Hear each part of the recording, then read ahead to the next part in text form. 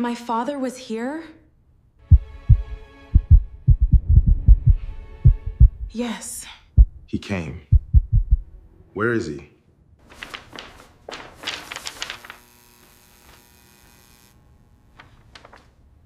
Graham knew.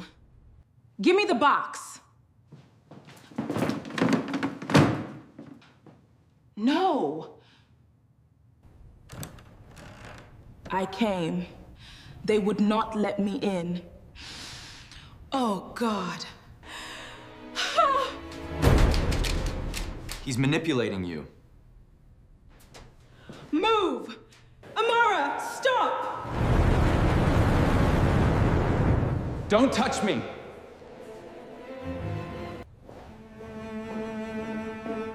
Do not humiliate yourself. You already did.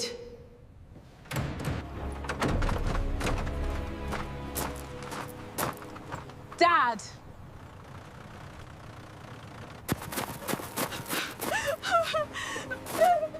I'm sorry. I'm here. I'm here. You're making a mistake. What do you want? The truth.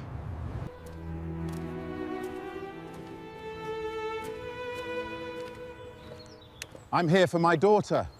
There are some insults a person can survive in silence, because speaking would cost too much in the moment.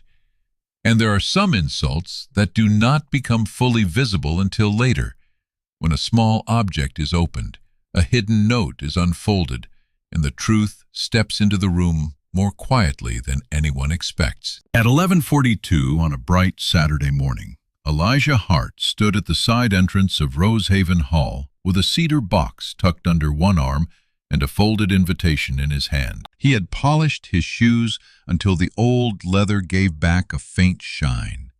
He had pressed his navy suit the night before, slowly and carefully, because the left sleeve still carried a stubborn crease near the elbow.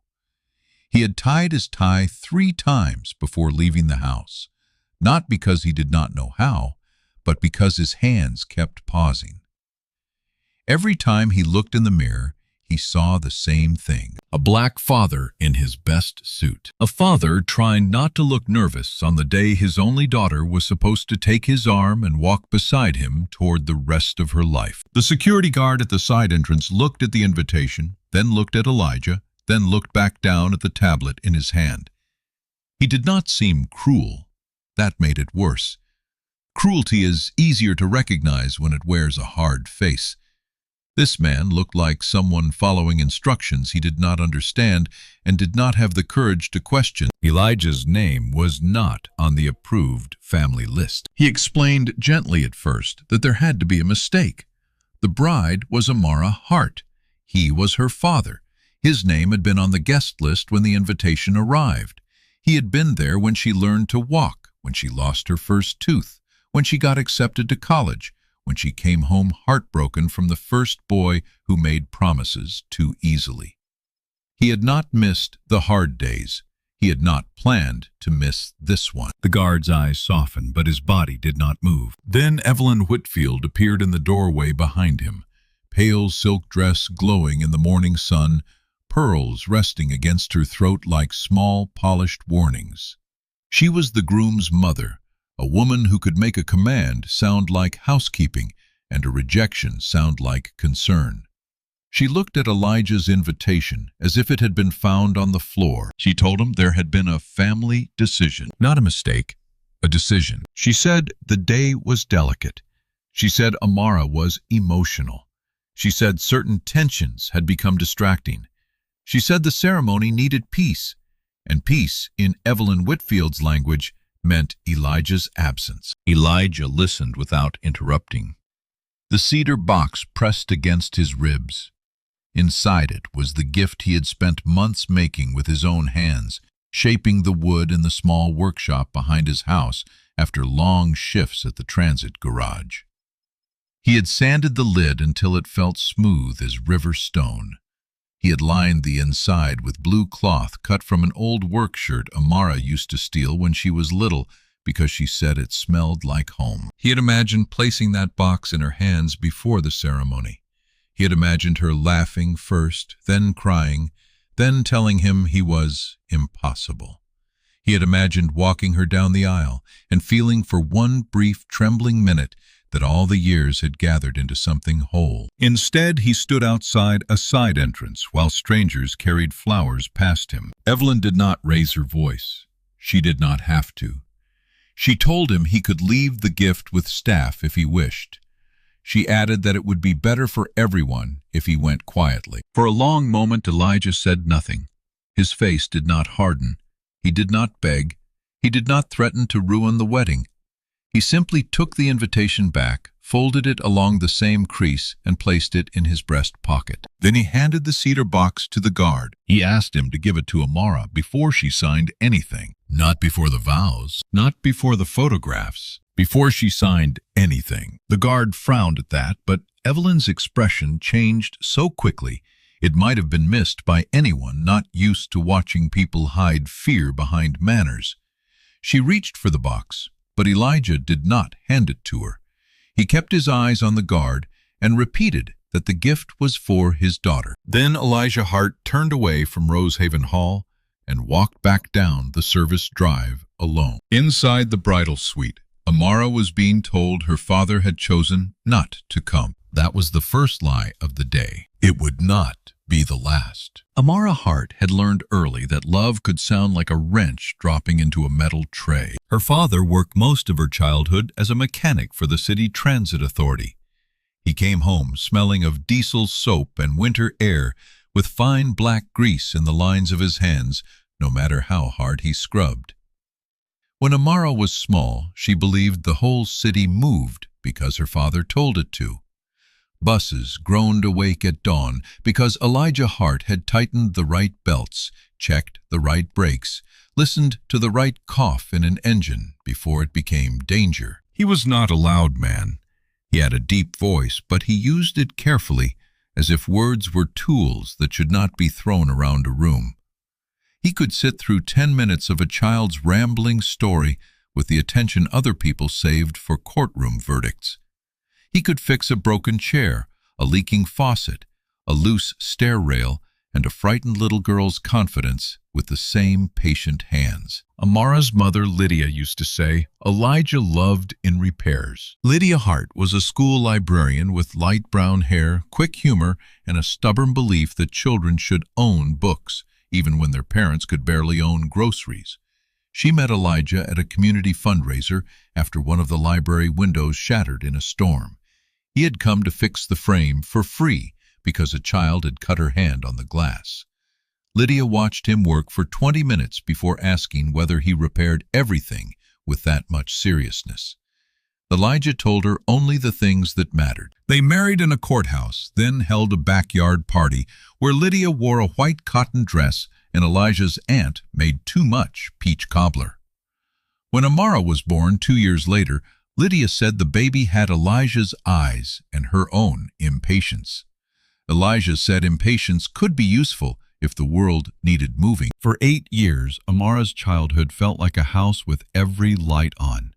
There were library afternoons, bus garage picnics, Saturday pancakes, and nights when Elijah came home exhausted but still let Amara stand on his boots while he danced her across the kitchen. There was a blue work shirt she used as a blanket when he worked late. There was a tiny pair of red rain boots she refused to remove even indoors.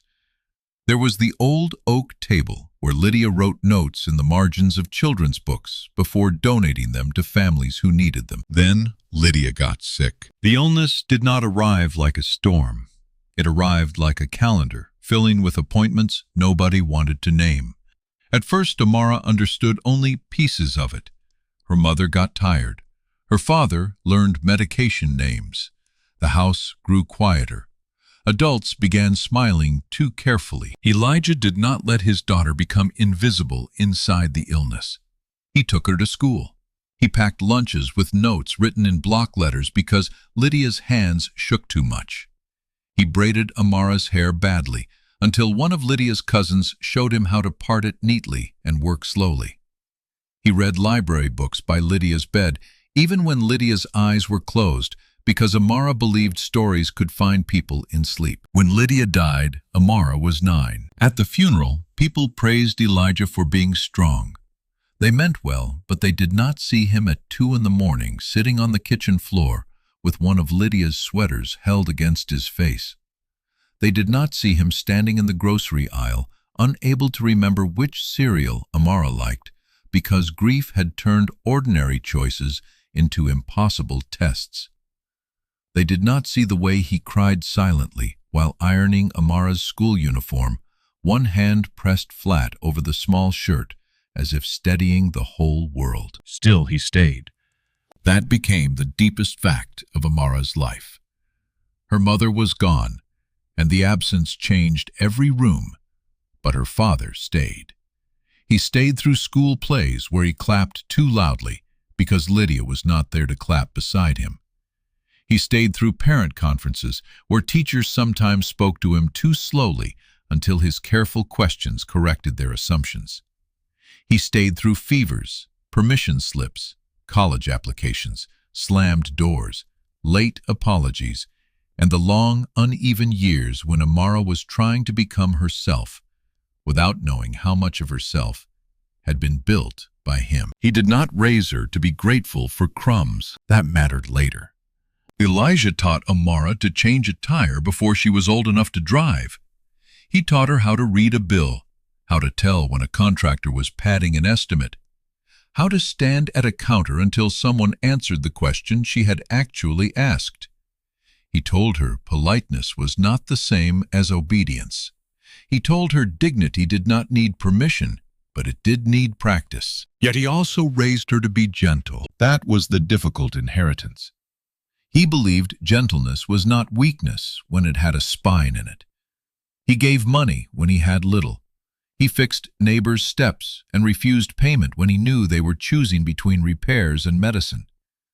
He kept Lydia's little community reading room alive in the front half of their old house, turning it into Heart House, a place where children could come after school for books, homework help, snacks, and later, Elijah's weekend repair classes. By the time Amara became an adult, Heart House had become one of those small neighborhood places that outsiders underestimated because it did not look impressive in photographs. The porch sagged a little. The paint peeled near the back rail. The donated bookshelves did not match, but children learned there. Teenagers found quiet there. Parents who worked late knew their sons and daughters were not wandering alone. Older men played chess under the window and pretended not to need the company. Amara loved the place, but she also wanted a life beyond it. Elijah understood that. He had spent too many years watching people confuse loyalty with staying small. When Amara earned a scholarship to study nonprofit management, he drove her 3 hours to campus in a truck that rattled above 50 miles an hour. He carried her boxes upstairs. He checked the smoke detector.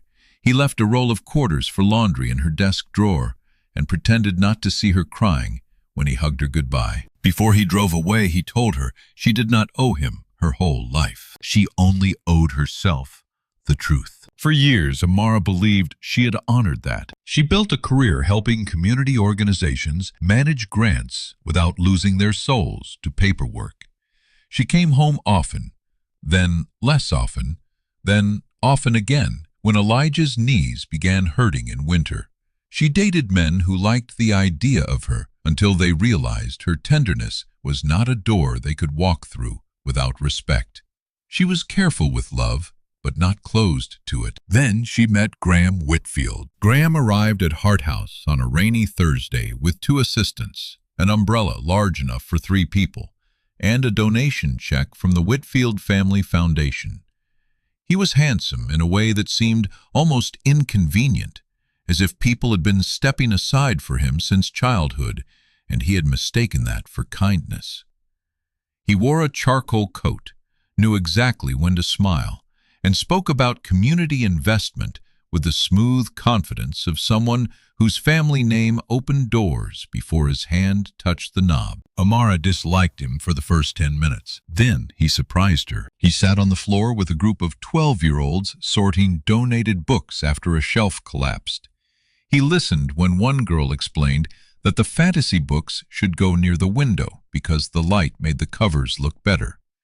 He asked Elijah about the old bus engine model on the workshop table and did not pretend to understand more than he did. When he left, he remembered the name of the retired teacher who ran the reading circle. Amara knew charm could be practiced, but attention still moved her. Graham kept coming back. At first it was foundation business, then it was coffee, then it was dinner.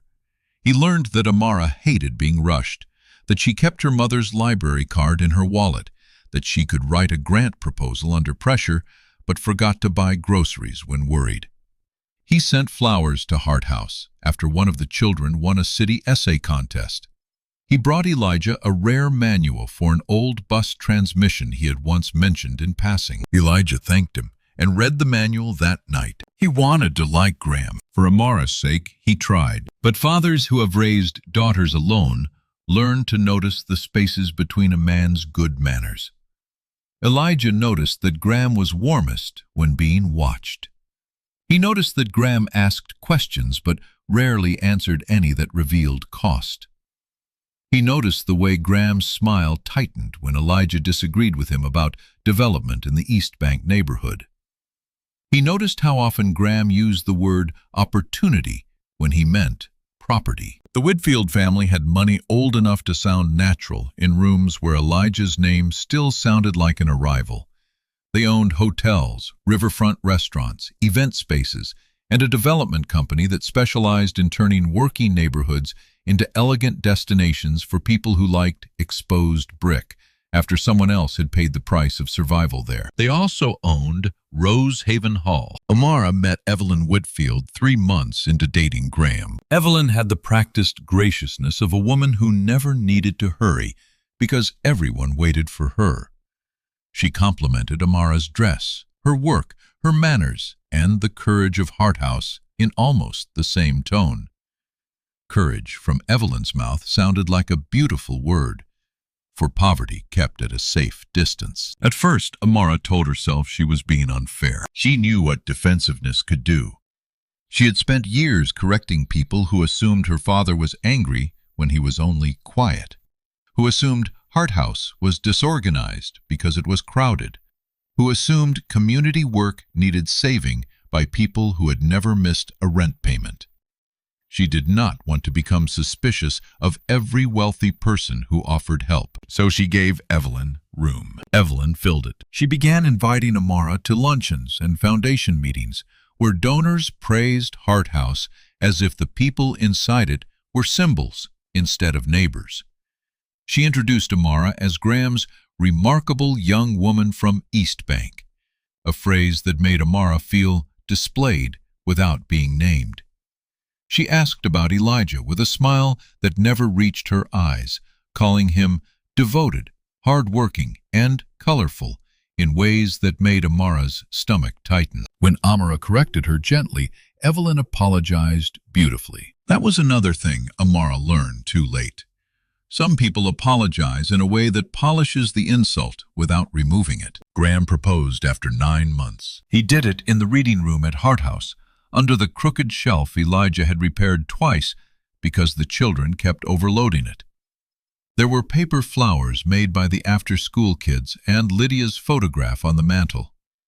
Elijah stood in the doorway with his hands in his pockets, watching his daughter cover her mouth before saying yes. For 1 hour, happiness was simple. Then the wedding planning began. Amara wanted a ceremony at Hart House. She wanted chairs in the yard, food from East Bank restaurants, children from the reading program carrying flowers if they wanted to, and Elijah walking her down the porch steps. Her mother had painted yellow the summer before she died. It would not be elegant in the Whitfield sense, but it would be true. Graham loved the idea in private. In public, he became careful. His mother wondered whether the yard could handle guests safely. His father worried about parking. The foundation staff raised concerns about optics, donor comfort, weather permits, insurance, street access, and the emotional burden on Amara. Rosehaven Hall was offered as a gift, not a venue, a gift. The word landed on the table with velvet wrapped around it and iron inside. Elijah saw Amara hesitate. He told her the only wedding that mattered was the one where she could breathe. She chose Rosehaven anyway. That choice became the first small distance between them. Not because Elijah wanted control. He had given up control every time he let her grow. It hurt because Amara began explaining decisions in language that did not sound like hers. She said Rosehaven would be easier for everyone. She said the guest list needed balance. She said some of the children from Hart House might feel uncomfortable around donors. She said her father did not need to wear himself out hosting when he could simply enjoy the day. Simply enjoy the day. Elijah heard Evelyn in that sentence. He did not say so. He had learned that if you named a manipulation too early, the person being manipulated might defend the hand on their shoulder because admitting pressure felt too much like admitting foolishness. So Elijah watched.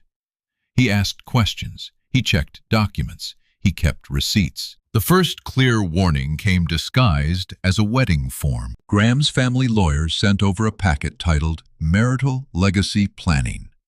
Amara skimmed it between dress fittings and vendor calls. The language was soft, full of partnership efficiency, shared purpose, and philanthropic alignment. It suggested that after the wedding, Amara's community assets and future inheritance could be managed through a Whitfield charitable structure for improved sustainability. Amara forwarded it to Elijah, with a note saying it was probably standard. Elijah read every page twice. Then he drove across town to see June Alvarez, a retired legal aid attorney who had volunteered at Hart House for years and had once helped Lydia protect the property from a predatory lender. June was 71, sharp-eyed and allergic to language that dressed theft as generosity. She read the packet at her kitchen table with a red pen in her hand. By the time she finished, the margins looked like a warning siren. The document would not immediately take Hart House from Amara. It was smarter than that. It created advisory rights management authority, development review powers, and a pathway for transferring the property into a Whitfield-controlled nonprofit after marriage, especially if Amara became overwhelmed or if Elijah, as current trustee, was declared unable to manage the property. It also included a private arbitration clause that would keep disputes away from public court. June told Elijah the document was a net. Elijah felt something cold settle under his ribs. Hart House was not expensive compared to Whitfield money. That was what made the scheme feel at first impossible. Why would people with mansions want a worn old house with uneven floors and children's books stacked in milk crates? Then June spread a city development map across the table. The answer was drawn in blue. The Whitfield Riverwalk project needed one continuous strip from the hotel district to the new marina. Most parcels had already been bought through subsidiaries with gentle names. Hart House sat in the middle of the last missing block, not like a jewel, but like a locked gate. Without it, the development would remain split. With it, the Whitfields could turn the entire East Bank riverfront into private restaurants, luxury apartments, and boutique retail presented as revitalization. Elijah had refused 3 offers over the past 5 years. Amara had known about the offers, but not their source. Elijah had never wanted to make her suspicious of every donor who came smiling through the front door. Now he wished he had told her more. He tried. 1 week later, he sat with Amara in the workshop while rain tapped the tin roof. He placed June's marked pages on the table beside a mug of tea gone cold.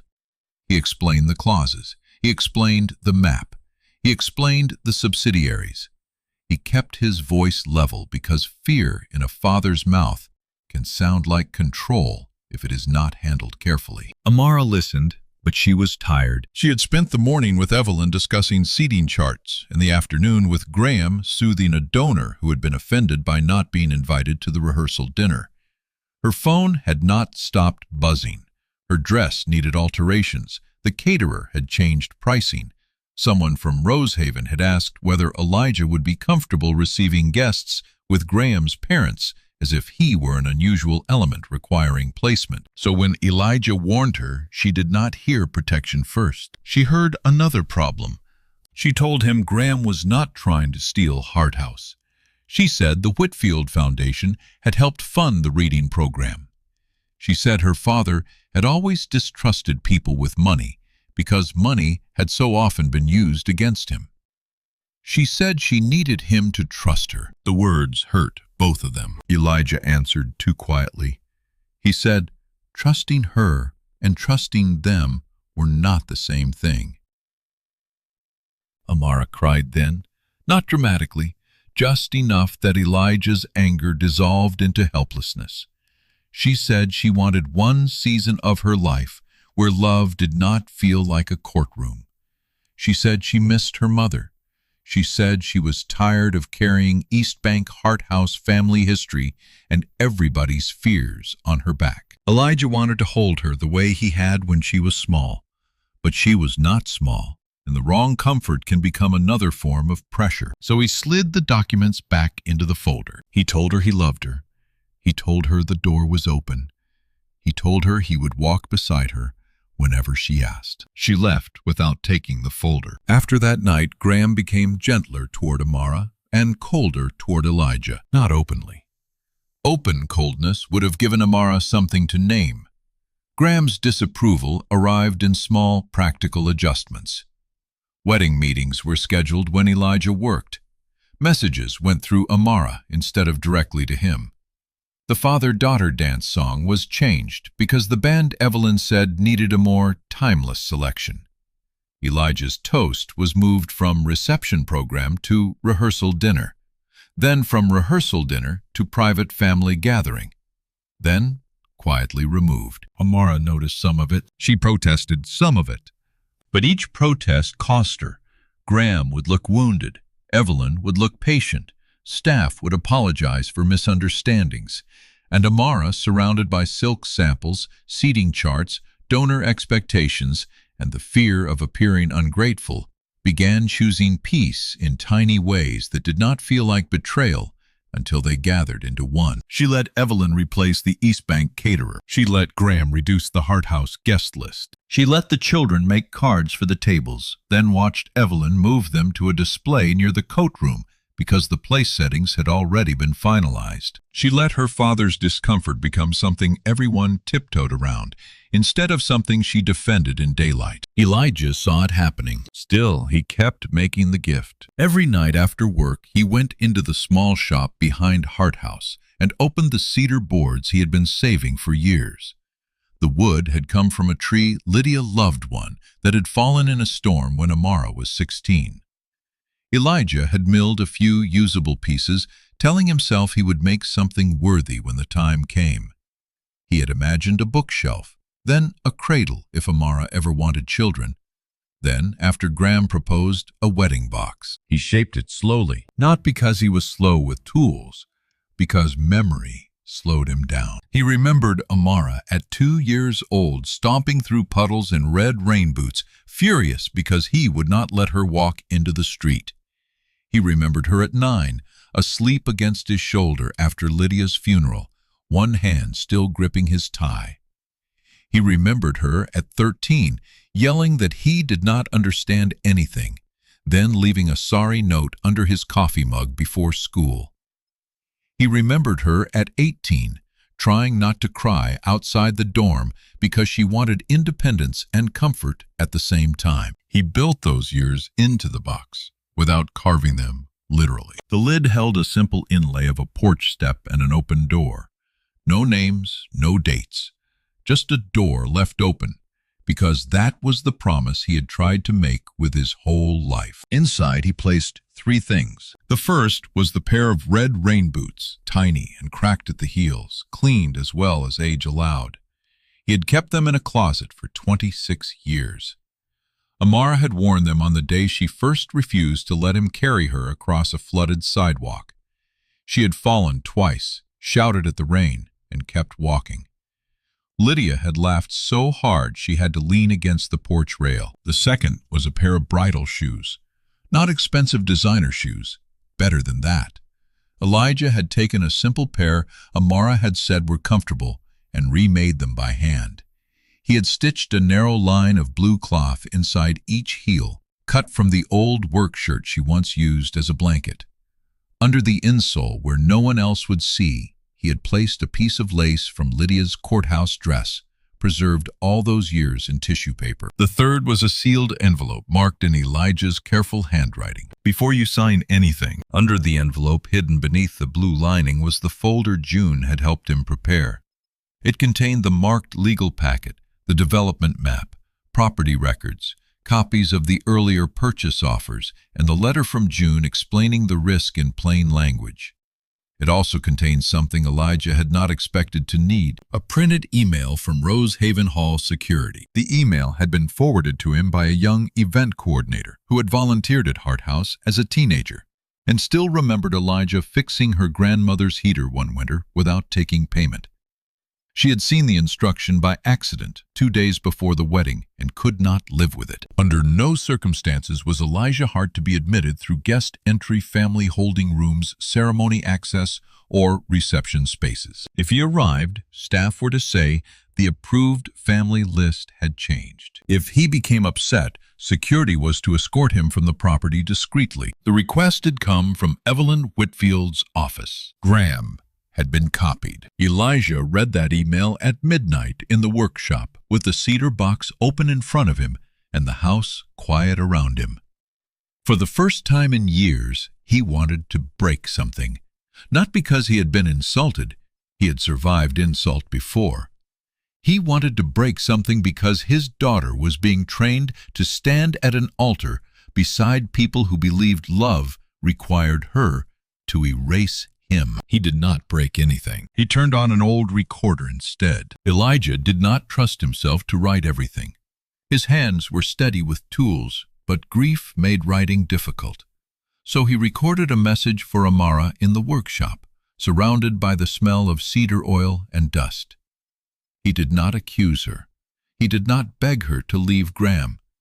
He did not turn his wound into a command. He told her the story of the red boots. He told her that the first time she insisted on walking by herself, he had wanted to scoop her up and save her from every puddle, every scraped knee, every cold sock.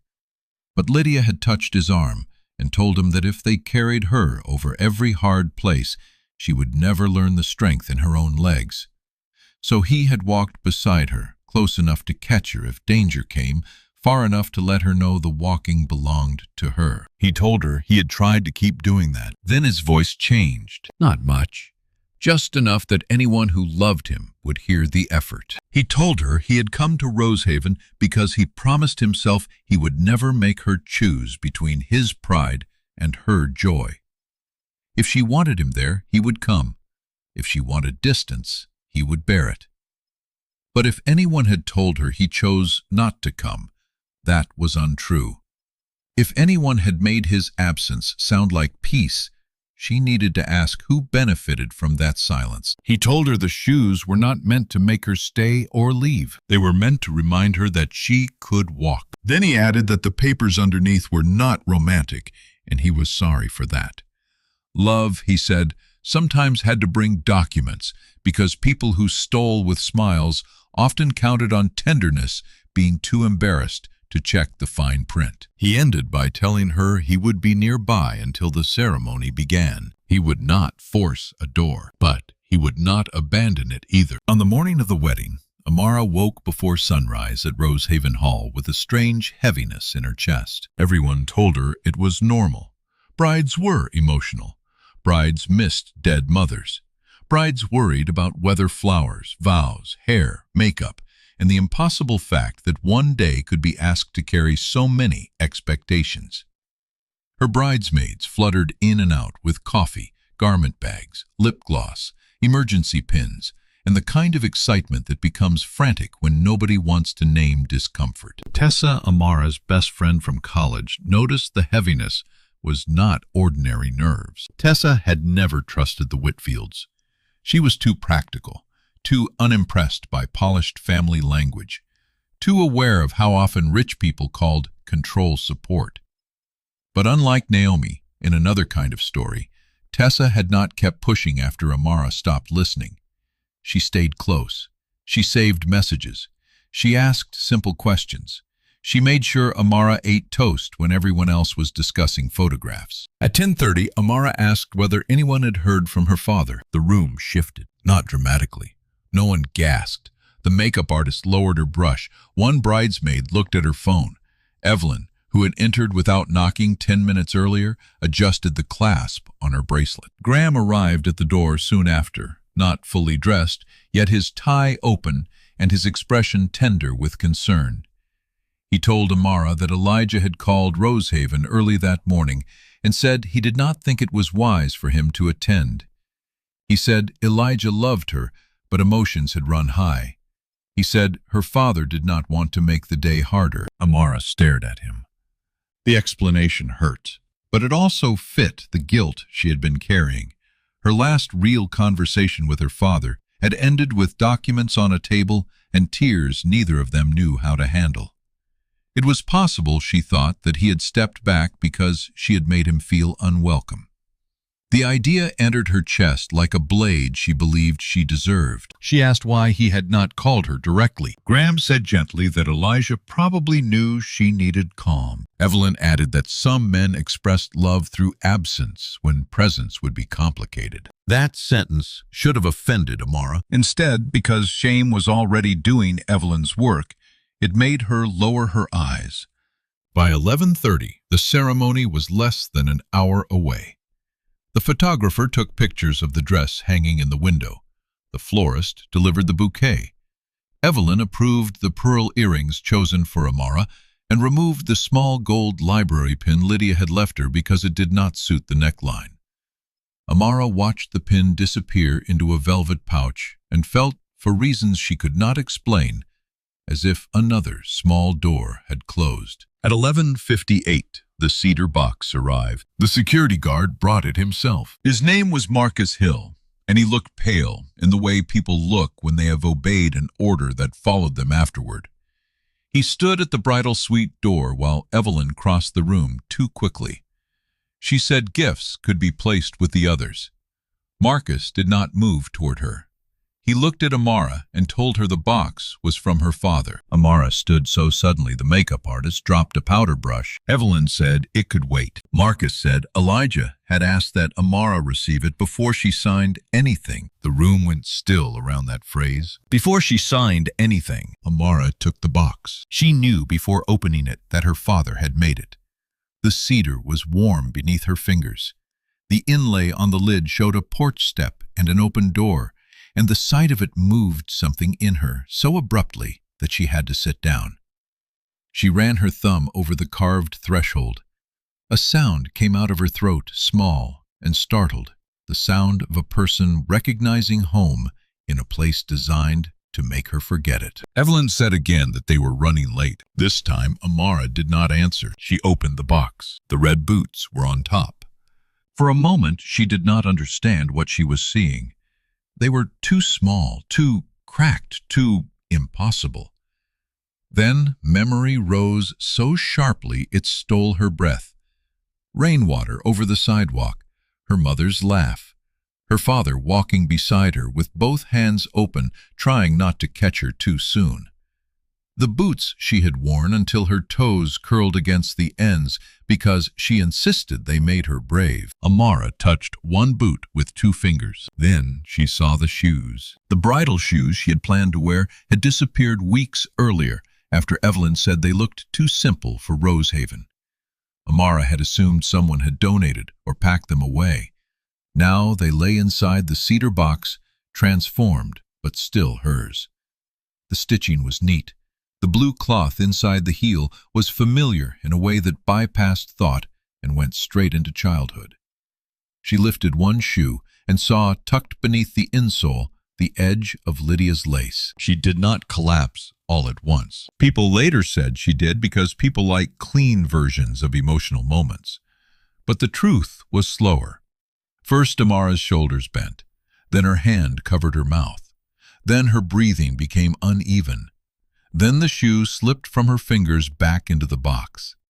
Tessa reached her just as her knees weakened, and Amara folded to the floor in her white dress, not like a fainting bride in an old painting, but like a daughter whose body had finally understood what her mind had been refusing to know. Her father had not abandoned her. He had been close enough to leave proof of love at the door, and someone had kept him outside. Tessa knelt beside her. The bridesmaids froze. The makeup artist began crying without knowing the whole story. Marcus Hill stood in the doorway looking at the floor. Evelyn moved toward the box. Tessa saw it and placed her hand over the lid. That was the moment Amara found the envelope. Before you sign anything, her hands shook so badly, Tessa had to open it for her. Inside was a note directing her to the hidden compartment under the blue lining. Elijah had designed the box like every good repair he had ever made, simple from the outside, precise where it mattered. The folder came out heavy. At first, Amara saw only fragments. June Alvarez's name, red marks on the marital planning packet, a map of East Bank with Hart House circled, subsidiary companies connected by lines, purchase offers Elijah had refused, a legal explanation of advisory rights and transfer authority.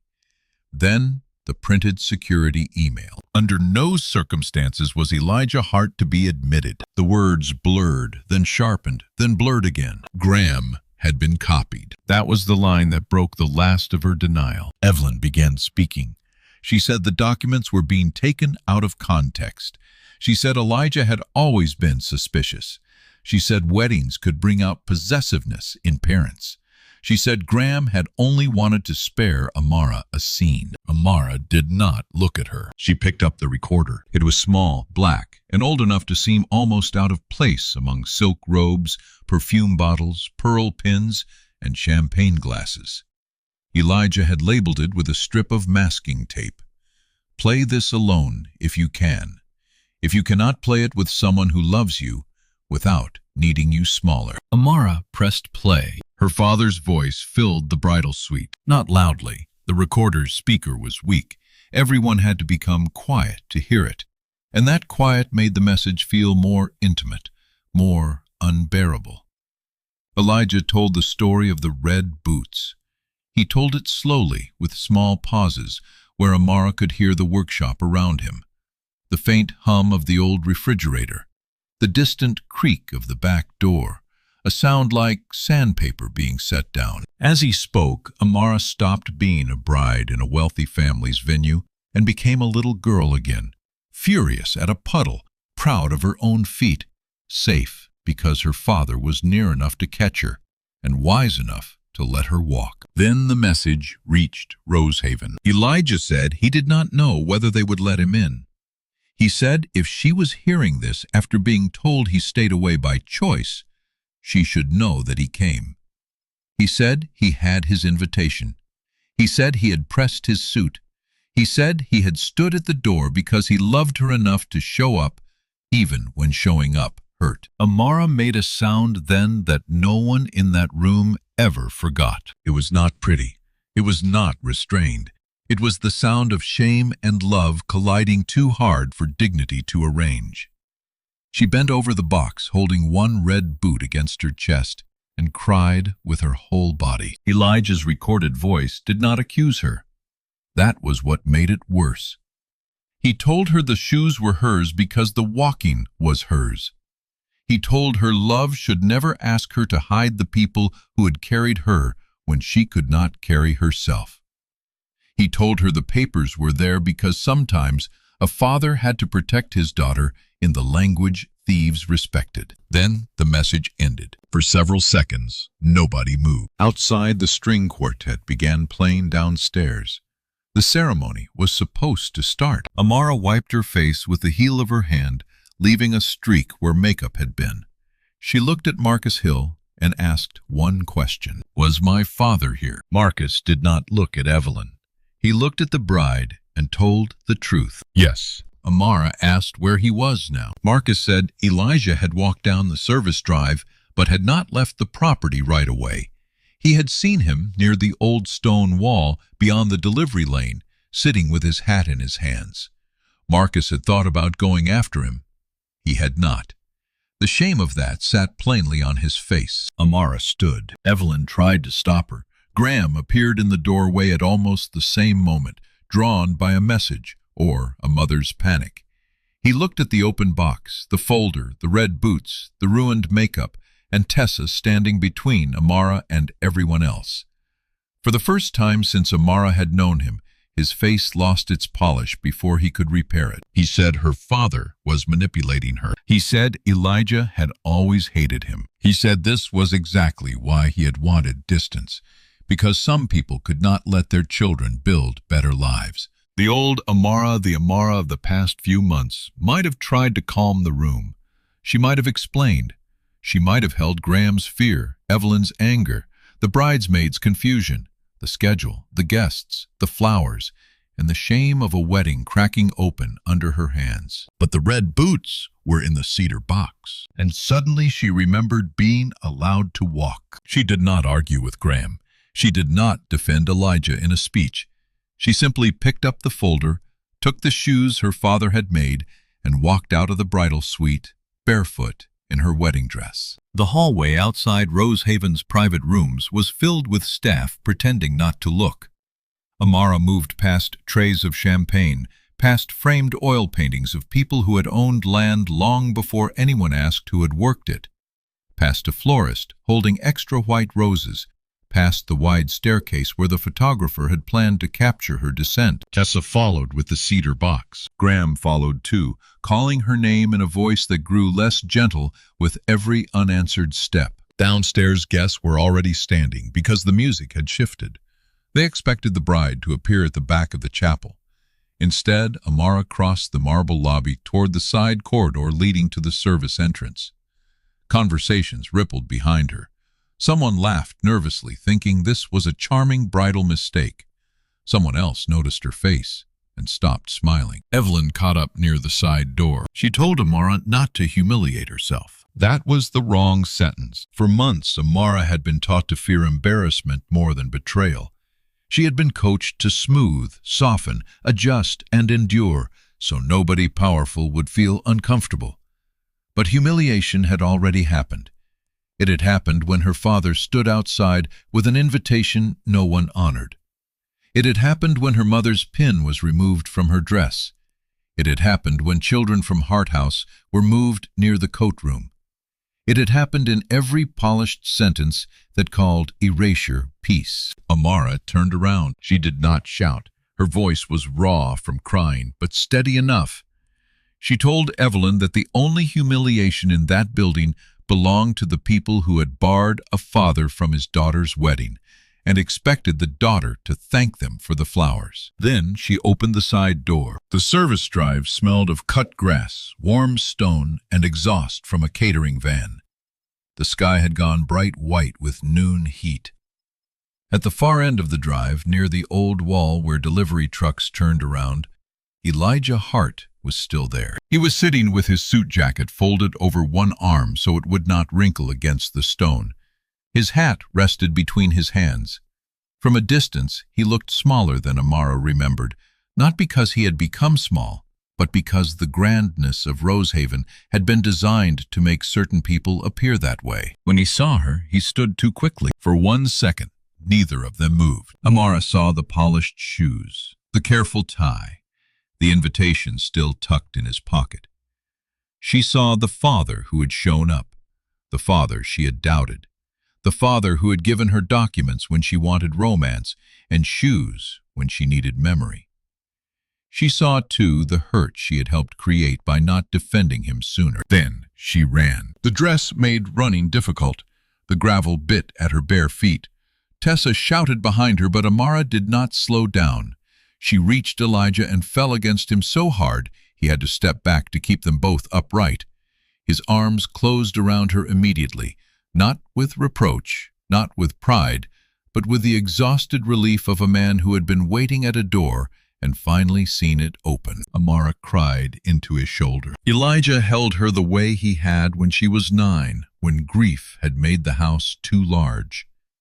He did not tell her it was all right. It was not all right. He did not tell her not to cry.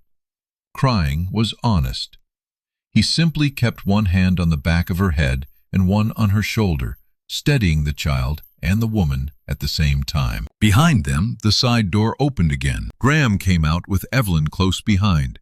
Guests had begun spilling into the corridor, drawn by the kind of curiosity people pretend is concern. Marcus Hill stood near the door, no longer blocking anyone.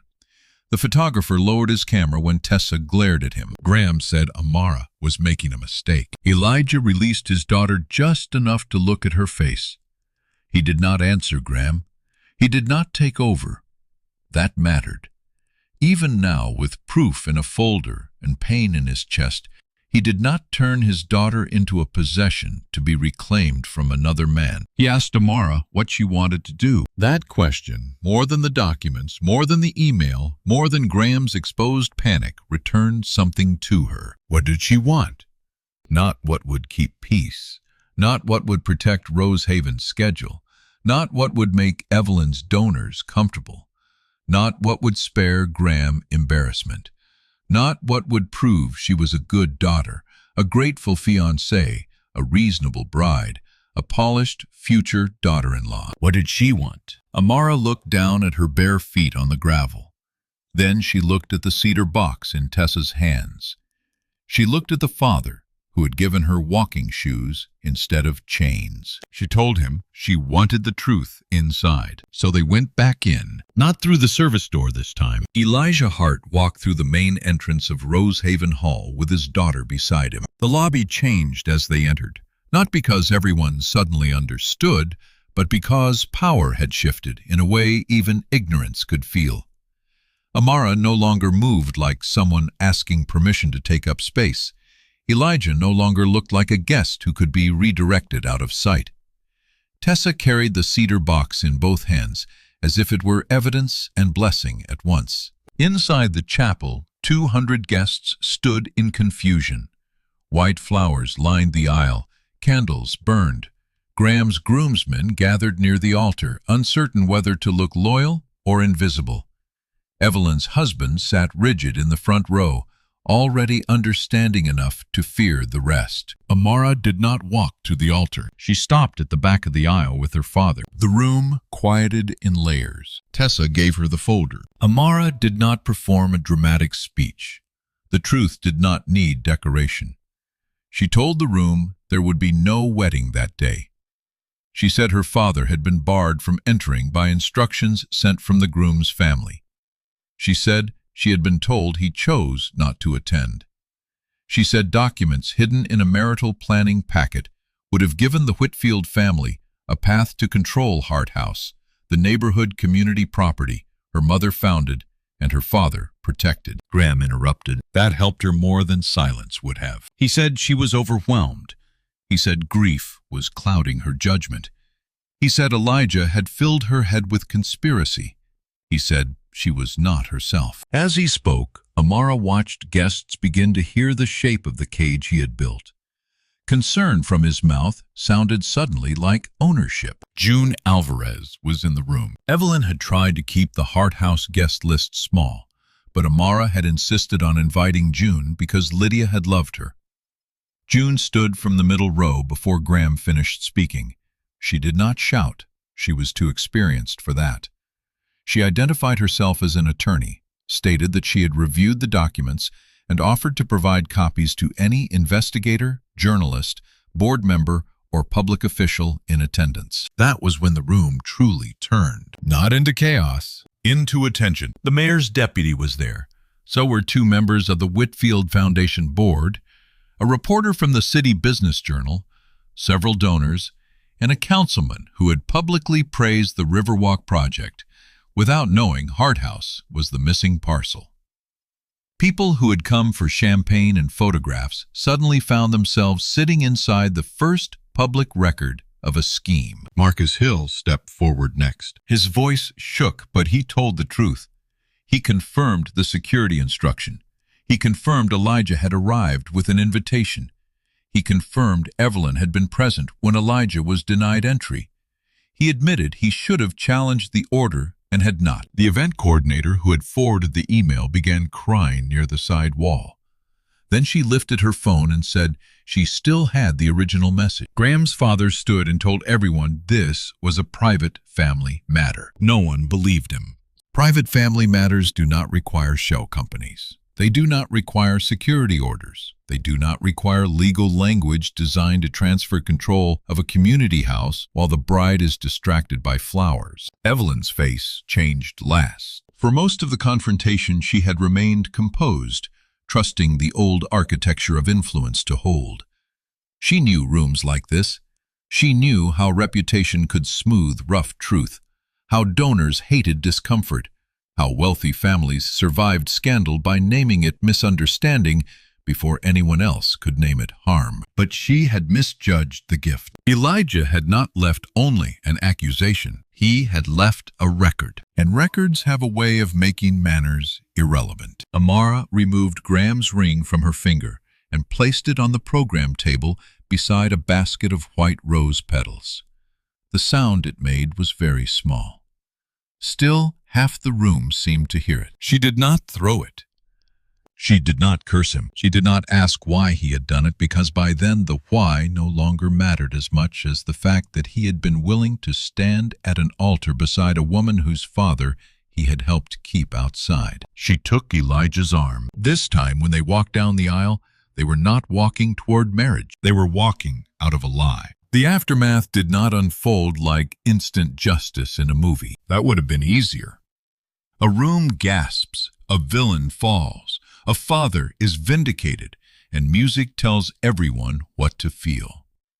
Real consequences move through phone calls, statements, legal notices, canceled meetings, board votes, and the long, miserable work of correcting records people tried to bury. By Sunday morning, 3 vendors had sent Amara copies of invoices showing charges she had been told were gifts from the Whitfields.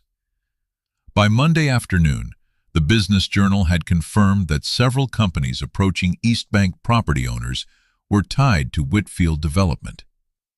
By Wednesday, the Whitfield Foundation announced an independent review. By Friday, the Riverwalk project lost 2 public partners, and 1 major lender asked for updated disclosures. June filed a formal complaint regarding the marital planning packet and its conflicts of interest. The private arbitration clause became a point of public embarrassment. The city council postponed the development vote. Hart House received calls from reporters, activists, former residents, and people who suddenly had stories about offers, pressure, and quiet intimidation along the riverfront. Elijah hated most of the attention. He had not wanted his pain turned into a headline. He had not wanted strangers calling him noble, as if dignity were only interesting after cruelty made it visible. He went back to work at the transit garage the next Tuesday because buses still needed brakes and engines did not care about scandal. When co-workers asked about the wedding, he answered briefly. When one man said Graham was lucky Elijah had not hit him, Elijah said violence would have made the story about his temper instead of their conduct. But at home, when the house was quiet, the wound remained. Amara knew it. The hardest part of leaving Graham was not losing him. That pain was real, but it became clearer with distance. The harder part was facing the months before the wedding, the small choices, the defended excuses, the moments when her father had been made uncomfortable, and she had called it compromise, because compromise sounded better than cowardice. She apologized the night after the wedding, but Elijah did not let the apology carry more than one night could hold. He told her he accepted it. Then he told her trust would need ordinary days. That was not punishment. It was truth. So Amara gave him ordinary days. She came to Hart House early on Mondays and made coffee before the reading circle arrived. She sat with June and learned every clause she had once skimmed. She called vendors herself and corrected accounts. She met with parents from the neighborhood before speaking to reporters. She asked the children where the table cards had ended up at Rosehaven, and when one boy told her they had been placed by the coat room, she closed her eyes for a moment before apologizing to the whole group. The children forgave faster than adults. That did not mean the apology was small. Tessa stayed close, not with speeches, but by helping Amara make lists when shame threatened to become fog. Cancel dress preservation, close joint accounts, replace phone plan, retrieve mother's PIN, meet attorney, sleep, eat something green, block Evelyn. Do not read comment sections after midnight. Graham tried to reach Amara for 3 weeks. His messages changed shape as public opinion shifted. First he was hurt, then worried, then angry, then apologetic in a way that still centered his loss. He said his mother had gone too far. He said he had been under pressure. He said he never meant for Elijah to be treated harshly. He said the legal packet was only a structure, only a possibility, only something lawyers drafted before love refined it. Amara answered once. She told him love that needed refinement, after excluding her father, was not love she could trust. Then she stopped answering. Evelyn did not apologize, not directly. People like Evelyn often treat silence as dignity when it is only strategy resting between statements. Her foundation role was suspended pending review. Her social circle divided itself into those who were appalled by what she had done and those who were appalled that it had become public. She kept Rosehaven Hall, but for the first time in years, people began asking what else had happened behind its polished doors. The event coordinator who sent Elijah the email resigned before she could be blamed quietly. Harthouse hired her 3 months later as operations manager, with a salary approved by an independent board and a job description that included protecting community members from exactly the kind of polished pressure she had once been asked to enforce. Marcus Hill came to Harthouse one evening carrying a grocery bag full of donated notebooks and an apology he had rehearsed badly. He did not ask Elijah to make him feel better. That helped. He said he had followed an order because he needed the job. But needing the job did not make the order right. Elijah listened. Then he asked whether Marcus knew how to fix a loose porch rail. Marcus said no. Elijah handed him a screwdriver. That was how forgiveness began there. Not with tears, with work. 6 months after the wedding that never happened, Harthouse held a Saturday reopening. The building had not been transformed into something sleek. Amara refused every donor suggestion that would make it look less like itself. The porch was repaired, not replaced. The yellow steps were repainted in Lydia's favorite shade. The reading room got stronger shelves. The workshop got better ventilation, new tool cabinets, and a wall of safety goggles labeled in thick black marker. The old oak table stayed, scratches and all, because children had done homework there. Mothers had signed forms there, and Elijah had once spread June's warning documents across it while trying to save his daughter from a net. The legal structure changed, too. Harthouse became protected through a community trust, with an independent board that included parents, former students, neighborhood elders, legal aid staff, and 2 youth seats that rotated every year. No spouse, donor, developer, or family foundation could control it through marriage, charm, emergency, or fine print. Lydia's reading room would outlive the people who had tried to turn it into a Riverwalk cafe with a heritage plaque. At the reopening, nobody wore tuxedos. There were folding chairs, paper plates, lemonade in plastic pitchers, and music from a speaker that cut out whenever someone stood too close to the extension cord. Children ran across the yard with cookies in both hands. A retired bus driver argued about barbecue sauce with a city councilwoman. June sat under a tent with a stack of pamphlets explaining property rights in language people could actually understand. Near the end of the afternoon, Tessa brought out the cedar box. Amara had not known she planned to do it. Inside were the red boots and the bridal shoes Elijah had made. The shoes had never touched the aisle at Rosehaven. For months, Amara could barely look at them without feeling the gravel under her feet and the shame of almost marrying a man who had called erasure peace. But healing changes the weight of objects, not all at once, slowly. Amara picked up the shoes and went inside Hart House. When she came back, she was wearing them with a simple blue dress, the same blue as the cloth stitched inside the heels.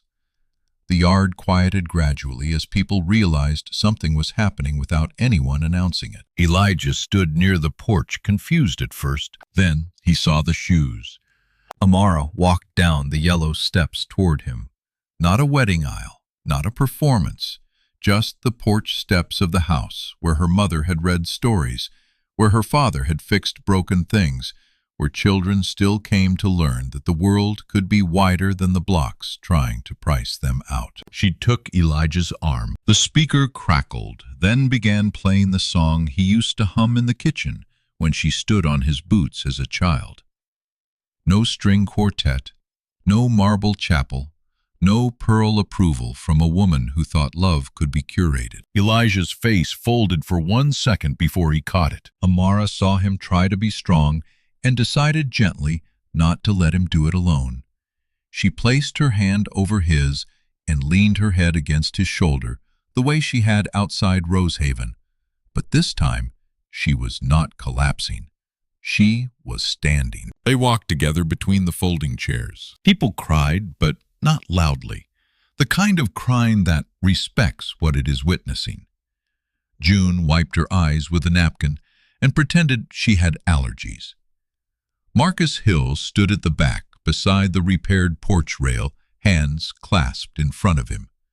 The children from the reading program watched with the solemn curiosity children bring to adult rituals they do not fully understand, but somehow feel are important. At the end of the little walkway, Elijah stopped. He did not give Amara away. That phrase no longer suited either of them. He simply kissed her forehead and stepped beside her, not in front of her, not behind her, but beside her, where he had been trying to stand all along. Later, when the yard emptied and the last chairs were folded, Amara and Elijah sat on the porch steps with 2 paper cups of lemonade gone warm.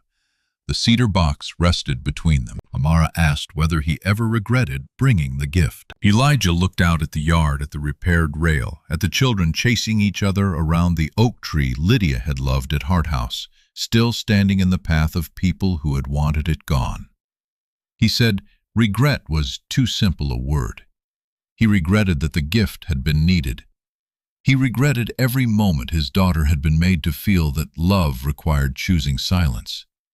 But he did not regret giving her shoes. Amara smiled through tears. She said the shoes had done what he made them to do. They had reminded her she could walk. That was the truth people remembered later, long after the scandal quieted, long after the Whitfield project was redrawn around land it could not own, long after Rosehaven Hall found new families willing to pose beneath its chandeliers without asking too many questions. They remembered a father left outside with an invitation in his pocket. They remembered a cedar box lined with blue cloth. They remembered red boots small enough to fit in one hand. They remembered a bride who collapsed, not because she was weak, but because love had finally broken through the lie she had been living inside. And they remembered what happened after she stood up, because that was the part that mattered most. A cruel family had tried to make Elijah Hart disappear from his daughter's wedding so they could gain access to what he had spent his life protecting. They had mistaken his quiet for powerlessness, his work clothes for shame, his patience for permission. They had looked at a black father outside a side entrance and assumed the building belonged more to them than the daughter belonged to him. But Elijah had left a gift, not a fortune, not a threat, not a dramatic revenge designed to burn the world down. He left proof. He left memory. He left the small red boots of a child who had once insisted on walking through rain by herself, and the shoes of a woman who needed to remember that no polished room, no wealthy name, no smooth voice at an altar could take away the strength her father had helped her practice. Some gifts are wrapped to impress guests. Some gifts are wrapped to save a life. And some gifts wait quietly at the door until the person they were made for is ready to open them, cry over them, stand up in them, and walk out of every place that only wanted her there without the people who made her whole. I am the man whose money you gathered here tonight to receive.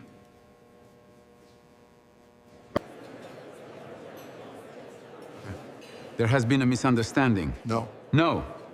I gave you my name. Section 14. Section 14 gives the trust the right to suspend execution. Every report will be preserved. The $80 million will not be released to Caldwell Hospitality. You cannot be serious.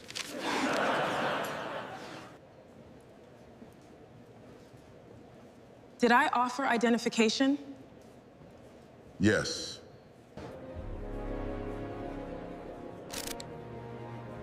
The exchange was recorded. You recorded this? My mother cleaned room 412 the day they accused her. The evening will continue, but not as planned. This jeopardizes hundreds of jobs.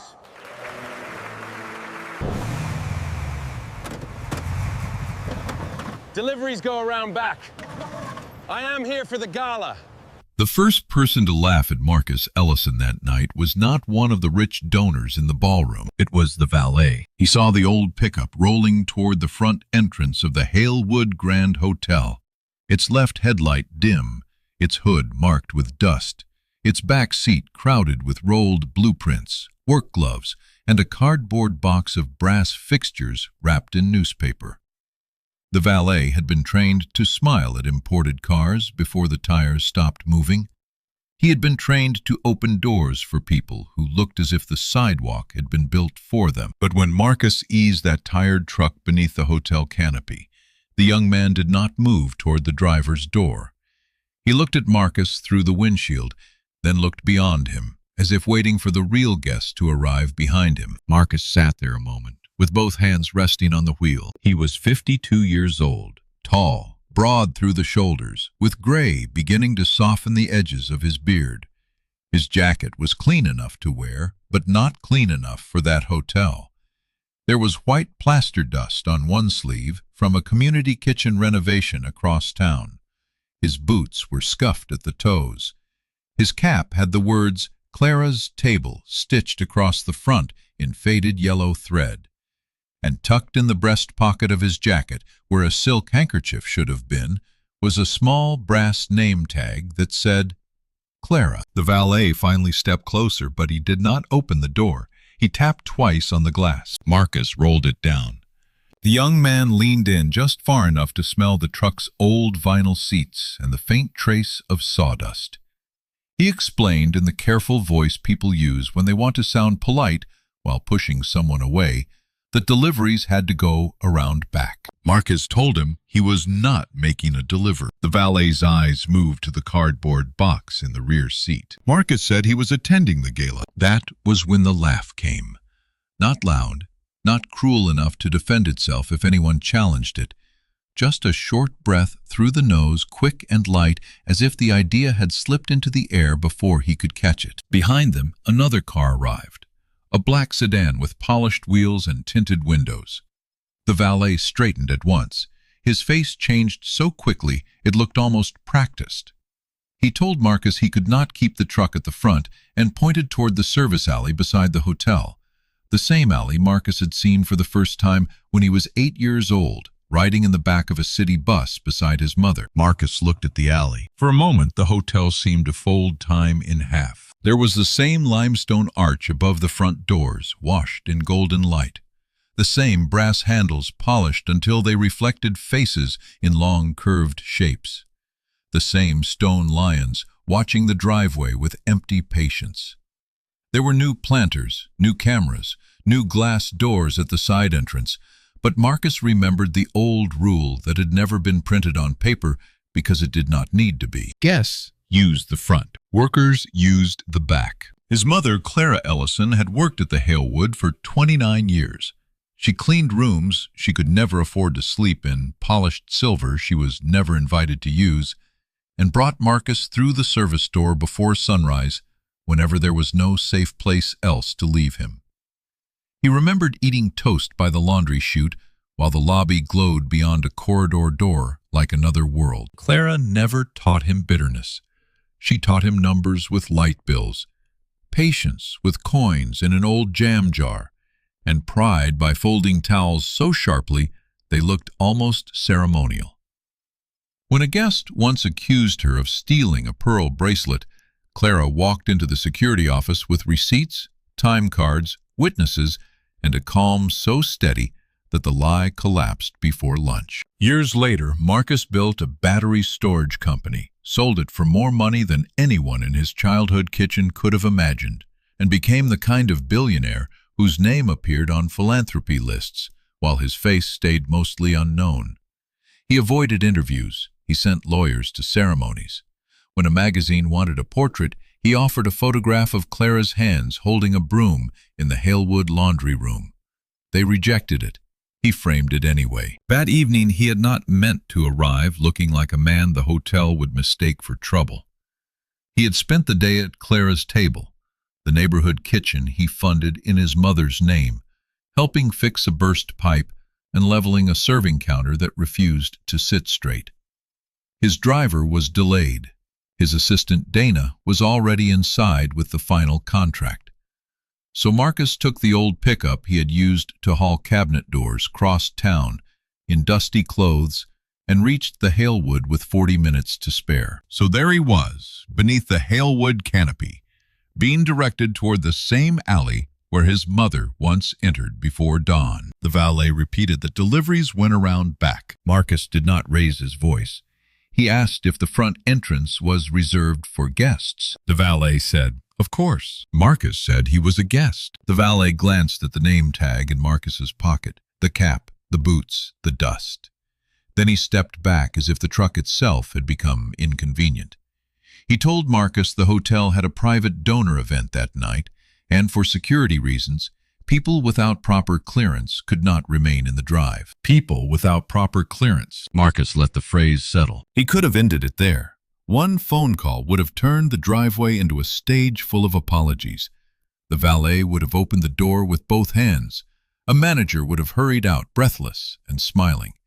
Someone would have offered sparkling water and blamed the whole thing on confusion. Instead, Marcus turned the wheel toward the alley. Not because he accepted the insult, because sometimes a place tells the truth only when it thinks no one important is listening. The service alley was narrower than he remembered.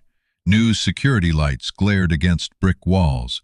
A row of trash bins sat behind a wooden screen painted the same cream color as the hotel facade, as if even garbage needed to match the brand. Marcus parked beside a grease-stained loading dock and stepped out carefully, his knees stiff from hours of standing on concrete. A delivery driver nodded at him.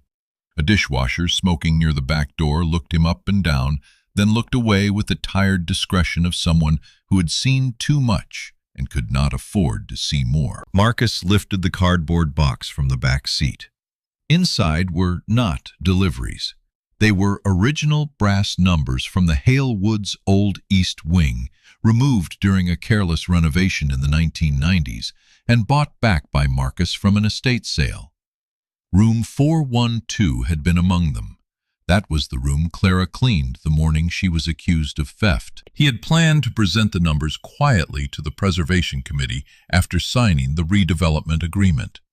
He wanted them restored to the hallway as a small repair no donor would care about, but his mother would have noticed. At the back door, a security guard asked for his vendor badge. Marcus gave his name. The guard looked at a tablet scrolled, frowned, and said, there was no vendor named Marcus. Marcus explained again that he was attending the gala. The guard's expression changed. Not into open mockery, not yet, but into the stiff blankness of a man deciding whether this problem was above his pay grade or beneath it. He asked for an invitation. Marcus took the cream-colored card from his inside pocket. It was slightly bent from the truck ride. Across the front, in raised black lettering, it read, "The Halewood Renewal Gala." Beneath that, in smaller type, was the evening's private presentation for the Ellison Civic Trust. The guard took the card and turned it over. He saw the name printed there, M. Ellison. He looked back at Marcus. There are moments when disrespect does not need a slur or a shout or a hand on the chest. Sometimes it arrives as a pause, just long enough to say silently, no. The guard told Marcus to wait. For 9 minutes, Marcus stood beside the loading dock holding a box of old room numbers while steam rose from a kitchen vent and music from the ballroom leaked through the brick like laughter through a wall. Inside, the Halewood Grand was glowing. The lobby had been restored for the gala with white flowers, rented palms, and waiters carrying trays of champagne beneath chandeliers that had cost more to repair than most of the staff made in a year. A banner near the grand staircase welcomed civic leaders, private donors, preservationists, and investors to an evening celebrating heritage renewal and inclusive growth. Inclusive growth was printed in gold. Near the registration table, Brent Caldwell adjusted his cufflinks and watched the room with the tense satisfaction of a man who believed polish could cover anything. Brent was the managing director of Caldwell Hospitality Group, the company hoping to win the contract to redevelop and operate the Halewood. The Ellison Civic Trust had offered up to $80 million in financing and grants, but the money came with conditions. Brent disliked in private worker housing, a wage audit, community hiring public access, and a main lobby memorial for the service workers who had kept the hotel alive while being kept invisible. Brent did not hate those conditions loudly. Loud hatred was bad for donors. He hated them in spreadsheets, delayed emails, and phrases like budget sensitivity. He called the worker memorial important while trying to move it to a side corridor. He called the wage audit premature, and whenever Clara Ellison's name came up, he smiled with all his teeth and said they were still exploring the most tasteful format. That night, Brent expected to close the deal. He had never met Marcus in person. Almost nobody in that room had. They knew him as a billionaire industrialist who avoided publicity and worked through attorneys, trustees, and a fiercely efficient assistant named Dana Price. Brent had built an entire evening around a man he would not have recognized at the loading dock. When the security guard called from the service entrance and said there was a man outside claiming to be M. Ellison, Brent did not feel concern. He felt irritation. He asked what the man looked like. The answer was enough. Old pickup, work boots, dusty jacket, black male, maybe late 50s, carrying a box.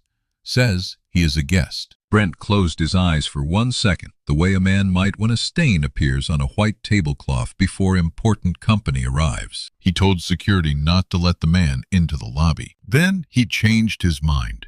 Not because he believed Marcus, because Brent had learned that removing someone from a donor event could become messy if handled outside where bystanders had phones and context was hard to control. Better to bring the inconvenience inside, through the service corridor, verify that he was nobody, and escort him out quietly with the help of management language. The guard opened the back door. Marcus stepped inside. The service hallway smelled of onions, floor cleaner, hot metal, and flowers waiting in buckets. Staff moved around him fast, balancing trays, stacking plates, carrying garment bags, whispering into radios. No one had time to stare long. In the service world, a body in the wrong place was still just one more obstacle between orders. Marcus recognized things no guest would notice. The chipped corner near the freight elevator had been repaired badly. The old stairwell door still stuck at the top. The laundry chute had been sealed, but the outline remained under layers of paint. He passed the room where his mother used to clock in, now converted into a storage closet for branded event signage. A sign leaning against the wall read, "Welcome Visionaries." He almost smiled at that. At the end of the hallway stood Brent Caldwell. Brent looked at Marcus once and decided the story before hearing it. His suit was charcoal, his shoes polished, his hair silver in the deliberate way of men who paid someone to make aging look strategic. He held Marcus's invitation between two fingers, not because it was dirty, but because he wanted Marcus to feel that it might be. Brent said there seemed to be some confusion. Marcus said there did. Brent asked where Marcus had gotten the invitation. Marcus answered that it had been sent to him. Brent gave a small smile to the guard, the kind meant to recruit another person into contempt without making a public announcement. He said the card was clearly intended for a private guest, and sometimes printed materials were misplaced, taken, or passed along. Marcus asked if Brent believed he had stolen it. Brent softened his voice. That made it worse. He said no one was making accusations, but tonight's event included high-net-worth individuals, confidential negotiations, and security protocols. He said a man could not simply appear at a service entrance holding an invitation with a billionaire's initial and expect access. A man, not Mr. Ellison. Not, sir. A man. Marcus looked toward the lobby, where laughter rose under the music. He could see a slice of gold carpet beyond the corridor and the legs of guests moving through soft light. He asked Brent to check with Dana Price. At the sound of Dana's name, Brent's confidence flickered, only briefly. Then pride corrected it. He asked how Marcus knew Dana Price. Marcus said she was expecting him. Brent looked at the box in Marcus's hands, and then at the brass name tag in his jacket pocket. Clara. He read it upside down, and a faint amusement touched his face. He asked if Clara was the person Marcus was delivering for. Marcus lowered his eyes to the name tag. For the first time that evening, something sharp moved behind his calm. Clara was his mother. Brent heard the answer and misunderstood it in the most useful way. He assumed Marcus had come with some sentimental grievance, perhaps a former worker's son trying to get attention at a donor event. He had handled that kind of risk before. Nostalgia could be managed. Grief could be redirected. Poor people could be thanked for their family's service and guided away from the donors before anyone uncomfortable had to look at them too closely. Brent told Marcus that the Halewood valued all members of its extended family. Marcus asked if extended family used the back door now. The guard shifted his weight. Brent's smile thinned. He said the entrance issue had already been explained. Then he made his first mistake. He decided to embarrass Marcus just enough to make him leave on his own. Brent guided him through a side door into the lobby. Not the main entrance, but close enough for guests to notice. The music was brighter there. A quartet played near the stairs. Glasses chimed. Perfume covered the working smells of the hallway. Marcus stepped onto the carpet with his box of brass numbers, and conversations near the registration table loosened, slowed, and turned toward him. People knew when someone had been brought in as a problem. They did not need an announcement. A woman in a silver dress looked at his boots and whispered behind her program. A donor with a red face and a museum board pin took half a step back as if dust could jump. Two younger guests lifted their phones low, not quite filming openly, but ready. A man near the champagne table made a joke about the hotel taking the renewal theme too literally, and his friends laughed harder than the joke deserved. Marcus kept walking. Brent stopped at the registration table and asked the young woman there to search the guest list. Her name was Nia Brooks. Marcus read it from the small badge pinned to her black vest. She looked no older than 26, with tired eyes and careful hands. There was a tiny bandage around one thumb. She had been working since noon, first arranging place cards, then checking coats, then helping registration. When the volunteer chair decided the line moved too slowly, Mia typed M. Ellison. The screen loaded. Her eyebrows changed before she could hide it. Marcus saw recognition, not of his face, but of the name. Brent saw it too and leaned over the table. The guest list had one entry for M. Ellison. It was marked private, no photograph, no +1, notes restricted. Nia said carefully that the name was present. Brent told her to check again. She did. The name remained. Brent asked for identification. Marcus reached for his wallet. Before he could open it, Brent said, identification would not be sufficient if the invitation had been obtained improperly. He said the hotel could not risk admitting an unauthorized person under the name of its principal benefactor. That phrase moved through the nearby guests like a handbell. Principal benefactor. Someone laughed again. The woman in silver said, not softly enough, that she admired ambition. The man with the museum pin said perhaps he was Marcus Ellison in spirit. Another donor murmured that the city had become impossible since the shelters opened downtown. Nia stopped typing. Marcus looked at each face without hurry, not with rage. Rage would have made them feel powerful. He looked at them as if he was counting chairs in a room he might have to rebuild. He asked Brent if the hotel had a written policy for disputing a guest's identity after the guest appeared on the list. Brent blinked. Marcus asked whether that policy allowed staff to refuse to review government identification, while publicly questioning the guest's right to be present. Now Brent's face hardened under the smile. He said this was a private event. Marcus said he understood. Brent said they were dealing with sensitive donors. Marcus said he understood that too. Brent leaned closer and lowered his voice, but the people nearest them still heard every word. He told Marcus that if he cared about his mother's memory, he should not make a scene in a place where she had once worked with dignity. There it was. Not just the insult, but the theft inside it. Brent had taken Clara's dignity and tried to use it as a leash. Marcus did not answer right away. Nia looked down at the invitation in Brent's hand. She noticed something he had not. In the lower corner, almost hidden in the cream border, was an embossed seal. The Ellison Civic Trust used a small outline of a lamp copied from the glass lamp Clara kept on her kitchen table. Nia had seen the same symbol on the scholarship application she had printed 3 times and never submitted because every time she got close, another bill arrived. Brent slid the invitation toward Marcus, then changed his mind and held it back. He told the guard to prepare an incident report. Marcus asked what the incident was. Brent said, unauthorized entry attempt. Marcus said he had been escorted inside by hotel security after presenting an invitation and giving a name on the guest list. Brent said he was twisting facts. Marcus nodded once, as if making a note. Then a waiter passing with a tray clipped Marcus's elbow by accident. The box slipped. Brass room numbers spilled across the carpet with a heavy musical clatter. 4, 1, 2, 3, 19, 8, 6. They skidded between polished shoes. The lobby froze. For Marcus, the sound was not embarrassing at first. It was memory.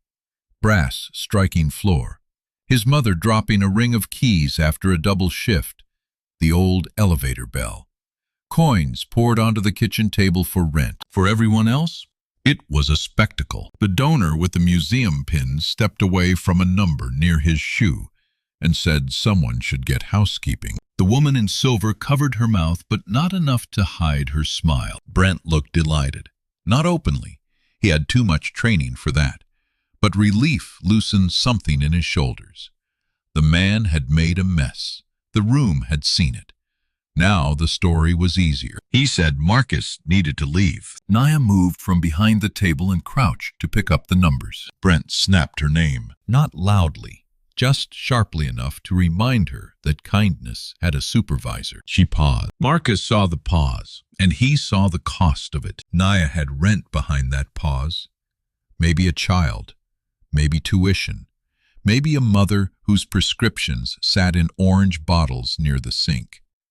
He had spent enough years being one emergency away from humiliation to recognize the arithmetic in a worker's face. He told her she did not have to help. Nia picked up the number 4 anyway, then the 1, then the 2. She placed them gently back in the box, as if the old brass deserved better than the room was giving it. That small act changed Marcus's decision more than any insult had. Until then, he had been observing the hotel. Now he was observing who was still human inside it. Brent told Nia to return to the table. She did, but not before lifting the last number from under the edge of the carpet runner. Room 412. She brushed dust from the face with her thumb, read the number, and saw Marcus watching. He said thank you.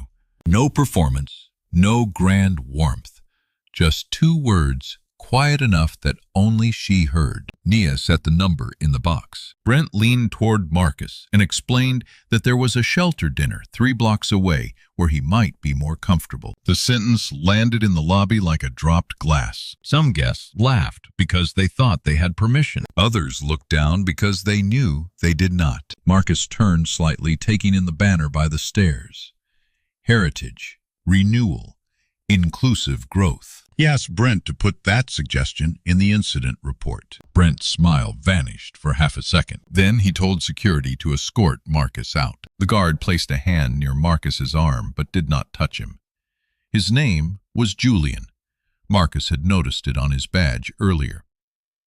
Julian was older than the valet, with eyes that had learned caution the expensive way. He looked at Marcus, and in a voice almost too low to hear, said he was sorry. Marcus did not make that apology easy or hard. He simply asked Julian if his body camera recorded audio. Julian's eyes widened. The Halewood did not require body cameras for hotel security. But Julian, after a false complaint the year before, had started wearing a small personal recorder clipped inside his jacket during large events. Management did not love it, but they had never forbidden it in writing. Julian said nothing. Marcus nodded. Brent did not hear the exchange. He was already turning away, confident the unpleasantness had been contained. But humiliation has a way of creating witnesses. Nia had the guest list screen. Julian had the hallway audio. The lobby cameras had the box falling, Brent refusing identification, and the guests laughing at brass room numbers they did not understand. And Marcus had every word in his memory, which was still the first archive he trusted. At the edge of the lobby, before Julian could guide him back through the service corridor, Dana Price appeared at the top of the staircase. She was compact, calm, dressed in a navy suit and carrying the leather folder Brent had been waiting for all evening. She had spent 12 years protecting Marcus from people who wanted his money, his signature, his endorsement, or his silence. She saw Marcus near the side corridor. She saw the box in his hands. She saw Brent standing too close, Julian too tense, and Nia at the registration table with her face carefully empty. Brent hurried toward her, relieved. He began apologizing for a minor disturbance involving a man attempting to enter under Mr. Ellison's name. Dana did not look at him first. She looked at Marcus. Not yet, Marcus's face said. Dana understood him well enough to hate it and obey it. She asked Brent whether the name appeared on the list, whether identification had been offered, what concerns had justified refusal, and whether an incident report existed. Each question made the lobby quieter. Brent kept using phrases like reputational concern and broader security judgment. Dana asked that every report be preserved. Then, after one more look at Marcus, she told Brent they would continue upstairs in 20 minutes. Brent exhaled, thinking he had contained the problem. He had no idea Dana had just given Marcus 20 more minutes to see the hotel without its mask. Julian guided Marcus into a staff waiting room near the kitchen. It had a microwave, 2 metal chairs, a cracked mirror, and a bulletin board crowded with shift schedules, safety reminders, and a printed memo about smiling more consistently during donor-facing events. Marcus set the box on the table. Through the wall, the gala applauded someone thanking partners, patrons, and civic dreamers. Nia entered 2 minutes later with a glass of water and a folded napkin. She was not supposed to be there. Her eyes kept flicking toward the hallway. Julian warned that Brent would lose his mind if he saw her. Nia said Brent already had one to spare. Marcus almost smiled. The water had no lemon, no garnish, no donor polish. Just water, cold enough to sweat against the napkin. Marcus thanked her. Nia glanced at the brass numbers and asked if they were from the old East Wing. Her grandmother had worked laundry at the Halewood in the 70s, she said, and everybody hated that wing because the elevator stalled. When Marcus touched the number 412 and said his mother had cleaned it, Nia looked at the brass name tag in his pocket and understood Clara was not a prop. She had read about Clara Ellison on a scholarship website, the same scholarship she had printed 3 times and never submitted, because another bill always arrived first. The story said clean work was not invisible work, just because powerful people refused to look at it. Marcus looked down at the water glass. He had written that line himself, and almost deleted it because grief in public made him uncomfortable. Nia apologized for not speaking up harder at the desk. Marcus asked what would have happened if she had. She did not answer. That was answer enough. Julian said Brent had written people up for less. The last server who challenged a seating change lost premium shifts for weeks. Nia added that the complaint hotline went to Caldwell Hospitality Human Resources. Staff called it the echo line because your own voice came back at you and nothing else did. On the bulletin board, Marcus noticed a schedule beneath the smiling memo. Extra polish crew. Mandatory unpaid pre-shift meeting. Community presentation call time. No overtime without prior approval. No overtime. On the night of a multi-million-dollar donor gala, workers had been ordered to arrive early, create the image of hospitality, and avoid recording the hours it took to create it. Marcus asked Julian to remember that the memo was posted in a common work area. Then Brent's voice cut down the hallway looking for Nia. She stepped back so fast the water trembled. Marcus drank, folded the napkin once, and slipped it into the pocket beneath Clara's name tag. Nia saw him do it, and for reasons she could not explain, it felt like he had preserved evidence of something nobody else would think mattered. Brent appeared at the door with 2 event coordinators behind him. His eyes went first to Nia, then to the water glass, then to Marcus, seated calmly in the staff room, as if he had not been ordered out. He asked what exactly was happening. Marcus said he had been offered water. Brent told Nia to return to her station. She left, but not before Marcus quietly asked her to keep a copy of the guest list activity if she was allowed to access it. Brent did not hear. Julian did. Brent turned on Marcus the moment she was gone. The soft voice was over now. He said Marcus had made his point, whatever that point was. He said the gala was not a forum for personal grievances. He said donors were upstairs, waiting to hear about the Halewood's future, and one man's attachment to an old employee's story could not be allowed to derail years of work. Old employee's story. Marcus stood. He was taller than Brent expected. He asked if Clara Ellison was an old employee's story. Brent drew breath, already preparing the answer polished men use when they have said something ugly and need it to become a misunderstanding. He said, every staff contribution mattered. Marcus asked how many staff names were included in the restoration archive currently displayed outside the ballroom. Brent hesitated. Marcus asked how many current employees had been invited as guests rather than labor. Brent's lips tightened. Marcus asked why the memorial proposed by the Ellison Civic Trust had been moved from the main lobby to the East Service Corridor in the revised plan. Now Brent stopped pretending Marcus was random. Suspicion entered his face. He asked who Marcus had been speaking with. Marcus said the documents spoke clearly enough. Brent looked toward Julian, then back at Marcus. He decided wrongly that Marcus must be an activist, perhaps someone fed information by a disgruntled employee. That made him more dangerous than a confused guest, but still manageable. Brent had donors upstairs who hated disruption.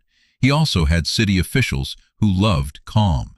If Marcus could be made to look unstable, the rest would handle itself. Brent told Julian to bring Marcus to the ballroom. Julian stared at him. Brent said if this gentleman wanted recognition so badly, perhaps he could receive a public thank you for his mother's service, and then be escorted out with dignity. The cruelty of it was not in the words. It was in the plan. Brent meant to use applause as a hand on Marcus's back.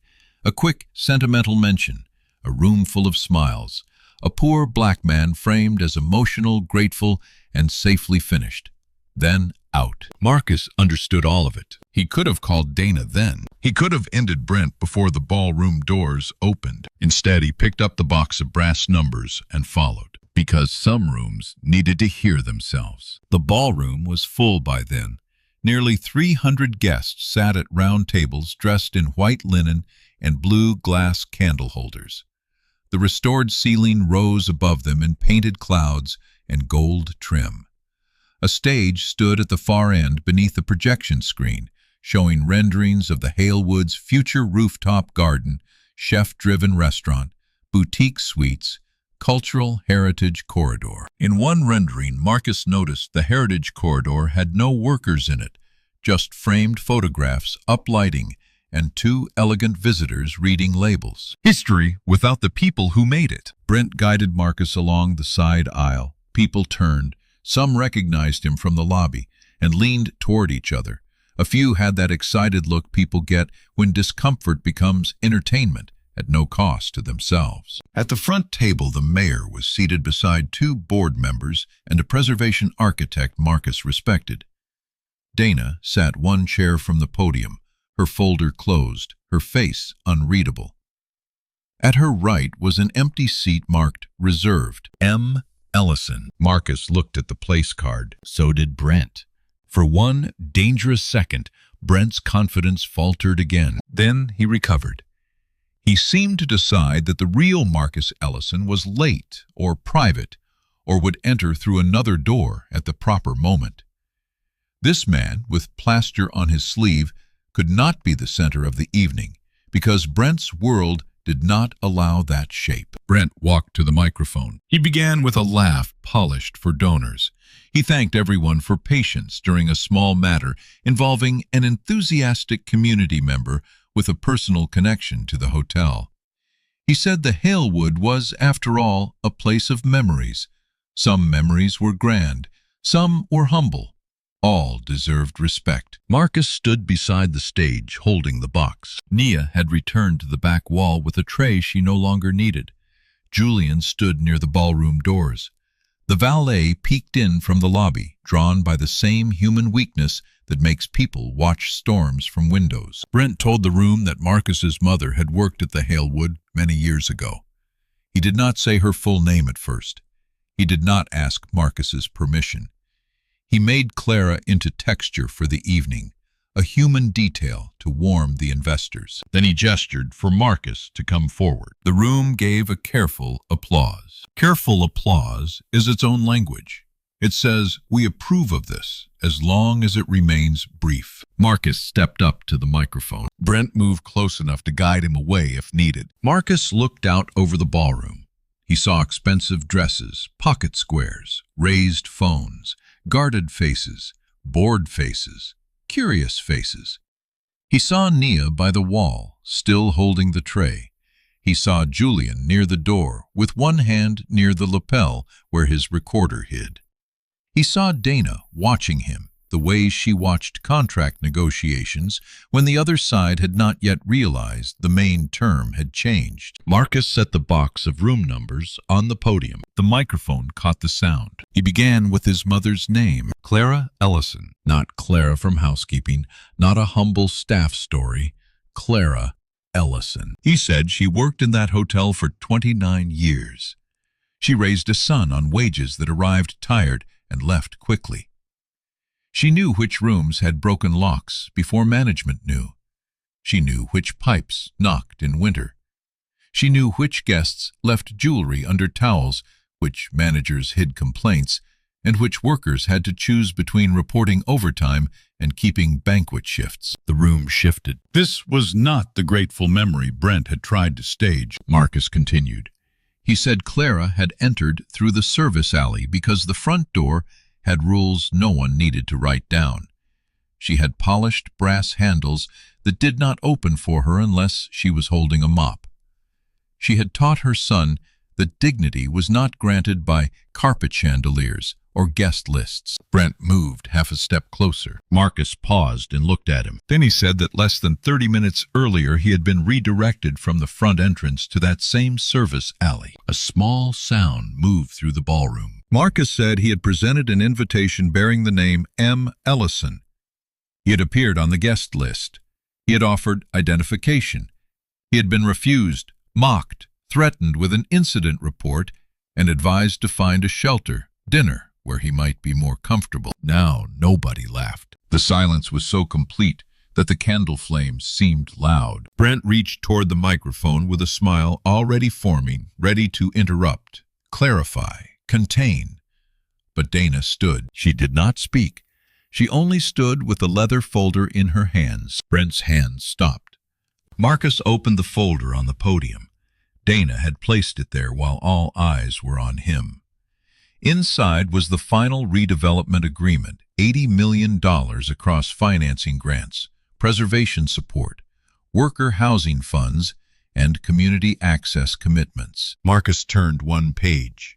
The paper made a clean sound. He said the agreement required final approval from the founder and controlling trustee of the Ellison Civic Trust. Then he signed his full name, Marcus Aaron Ellison. For a moment, the room did not understand. Understanding arrived unevenly. First at the mayor's table, where the preservation architect covered her mouth. Then at the donor tables, where people began looking from the signature to Marcus's face, from Marcus's face to the empty reserved chair, from the empty chair to Brent. Then at the back wall, where Nia lowered her tray. The valet disappeared from the doorway. Brent's face lost color in a way no ballroom lighting could flatter. Marcus did not raise his voice for the reveal.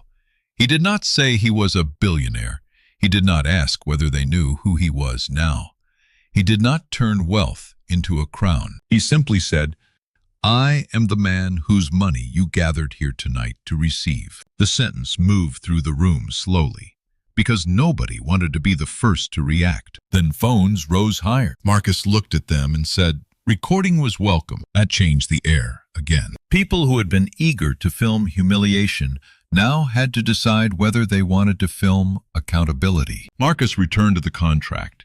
He said the Ellison Civic Trust did not invest in buildings that performed inclusion for donors while practicing exclusion at the door. It did not fund preservation that moved workers' names to corridors.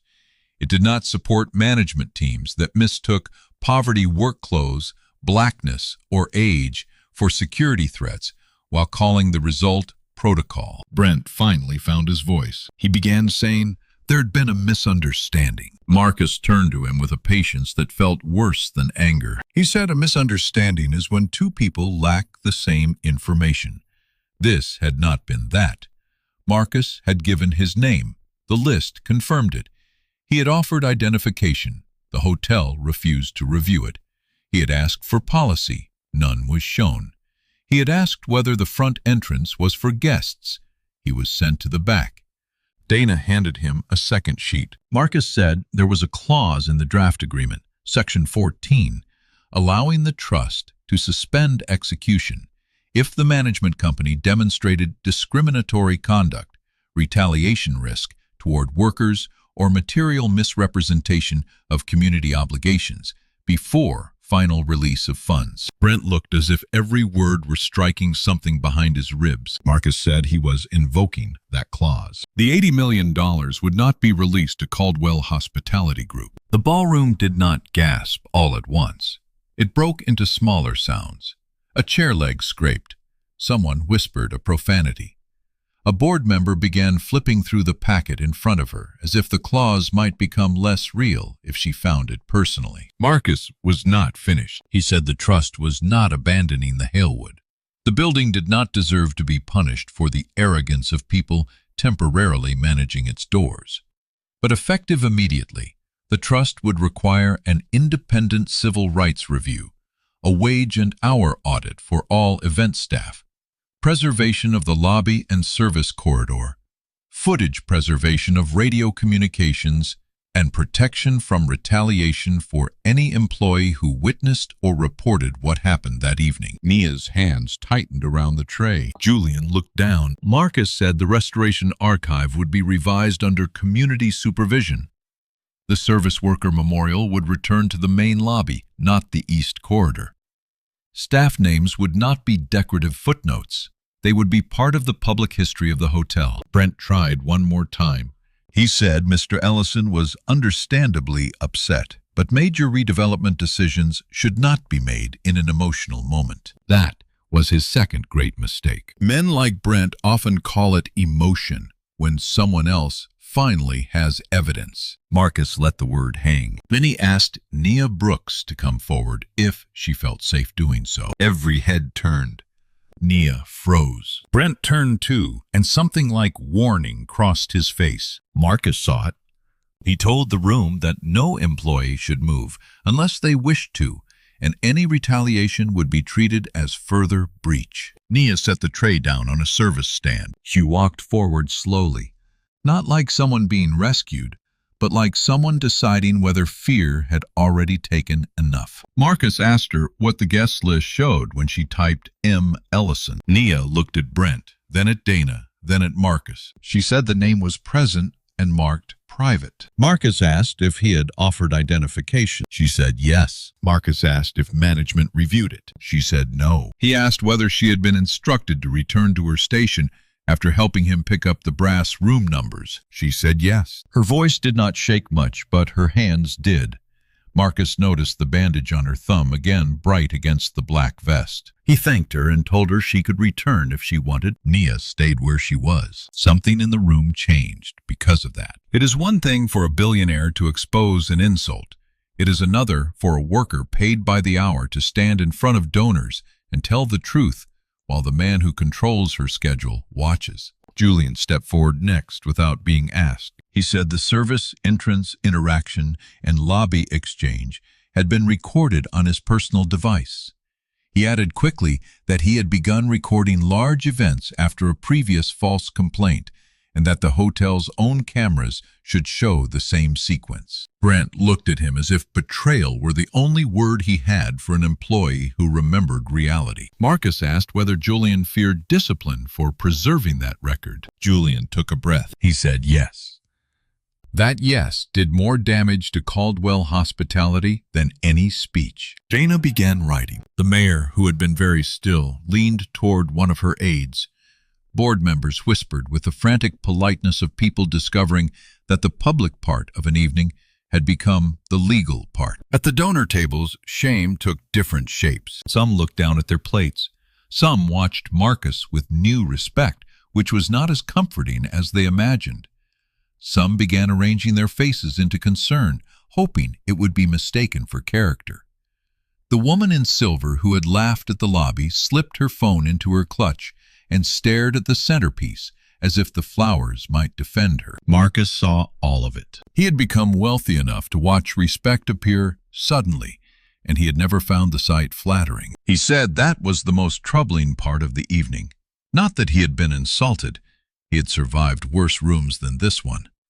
The troubling part was how fast the room's imagination changed once his signature touched paper. He had been the same man in the truck, the same man at the service entrance, the same man holding his mother's name tag while people laughed at the brass numbers from the floor. Only the room had changed, and that meant every apology offered now had to answer a harder question. Who would have been believed if he had not been Marcus Ellison? Nobody answered. There are questions that do not need a response because the silence is the confession. Marcus closed the folder. Then he lifted the brass number 412 from the box and held it between his fingers. He told the room that his mother had cleaned room 412 the day a guest accused her of stealing pearls. Management searched her locker before checking under the bathroom vanity where the bracelet had fallen behind a towel basket. Clara received no public apology. She received a warning for speaking sharply after the bracelet was found.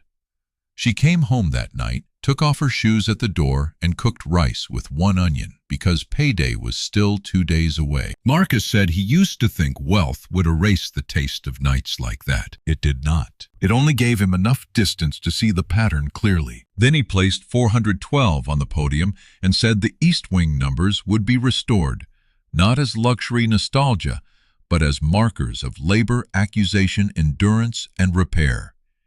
He said Clara's name would not be used by people unwilling to honor the workers standing in the room that very night. For the first time, applause began without permission. It started near the back wall where banquet staff had gathered in the service doorway. One person clapped, then another, It was not loud at first. It sounded uncertain, almost dangerous. Then it moved across the room, past tables of donors who joined late, and too carefully past board members who understood that not clapping had become its own statement. Marcus did not look satisfied. Applause was easy. Schedules were harder. Payroll was harder. Policies that still worked when nobody famous was watching were harder. He waited for the room to quiet. Then he said the evening would continue, but not as planned. Dinner would be served because kitchen staff had prepared it and should not have their work wasted. Every staff member assigned to the event would be paid overtime from the actual call time listed on the posted schedule, not the approved time management preferred. Tips and service charges would be audited. Any guest who wished to withdraw support because worker protections had become visible could do so before dessert, and their names would be removed from the donor wall without argument. That line reached the donor tables cleanly. Nobody moved. Marcus turned to the board chair and said, Caldwell Hospitality's operating role was suspended pending review. The board chair, a woman who had spent 30 years learning how to survive wealthy men's tempers, looked at Brent, then at the mayor, then at Dana's folder. She said the board would comply. Brent stared at her. In his face, Marcus saw not remorse, not yet. He saw calculation, failing faster than pride could rebuild it. Brent asked if one uncomfortable interaction was worth jeopardizing hundreds of jobs. Marcus answered that hundreds of jobs had already been jeopardized by a management culture where workers were afraid to tell the truth in front of their own supervisors. He said the review would protect jobs where possible and remove authority where necessary. Then he stepped away from the podium. That should have been the end of the public moment. But public moments leave private wreckage. As the ballroom shifted into stunned conversation, Nia turned to leave through the service door. Brent intercepted her near the side aisle. He did not shout. He was too aware of cameras now. But his face carried all the punishment his voice could not. He told her she would need to meet with management after service. Marcus saw it from the stage. So did Dana. So did Julian. Marcus did not hurry. He walked down the steps, crossed the carpet, and stopped beside them. He asked Nia if she wanted representation present for any employment meeting related to that evening. Brent said that would not be necessary. Marcus said he had not asked him. Nia looked at Marcus, then at Brent. She said yes. Dana gave Nia a card and told her an independent labor attorney, paid by the trust but representing employees, would be available in the staff room within the hour. For the first time all night, tears came into Nia's eyes. She blinked them back angrily, as if emotion itself might be used against her. Marcus understood that too. He told her she had done enough for tonight. Nia said she still had tables. That was the answer of a person whose life did not pause just because powerful people had finally noticed injustice. Marcus nodded and let her work. Dinner was served late. The soup reached the tables warm but not hot, and the donors ate in lower voices than before. Some tried to catch Marcus's eye and offer small nods of solidarity. He did not collect them. Across the room, Brent's chair remained empty. In a small conference room, he told the story 3 different ways. First, that he had been protecting the event. Then, that the moment had been misread. Then, when shown the guest list, activity, and lobby camera angle, that he had been under pressure because the evening was financially critical. Pressure explained why he wanted control. It did not explain why he treated a supposed poor man as disposable. By midnight, attorneys were involved. By morning, the hotel board had announced a temporary operating committee. By the following week, the wage audit began. By the end of the month, 3 years of staff complaints surfaced from the Echo line: unpaid overtime, retaliatory scheduling, ignored harassment, short checks, and security reports shaped by suspicion rather than facts. None of them alone had seemed important enough to stop a gala. Together, they showed the shape of the place beneath the flowers. Marcus did not enjoy being right. Money could make consequences possible, but it could not return the years Clara spent swallowing words to keep food steady. It could not give Nia back the nights she had typed scholarship essays after double shifts and deleted them because applying felt foolish. It could not remove the flush from Julian's face when he admitted he had been afraid. Money could only choose what happened next. So Marcus made it choose carefully. Caldwell Hospitality lost the operating contract. Brent resigned before he could be removed, releasing a statement about reflection, unintended harm, and learning. But Marcus refused to let one man's downfall become the room's escape. The board had approved his revisions. Donors had accepted renderings that erased workers. City officials had praised inclusive growth without asking who could afford to live near it. The Ellison Civic Trust renegotiated the project. The $80 million returned under harder terms: restoration funds, worker housing, a child care partnership, wage correction, community programming, and a public archive governed by hotel workers, local historians, and descendants of former staff. The service corridor where Clara had entered was preserved honestly with old-time clocks, photographs, oral histories, and a plaque that did not pretend the past had been polite.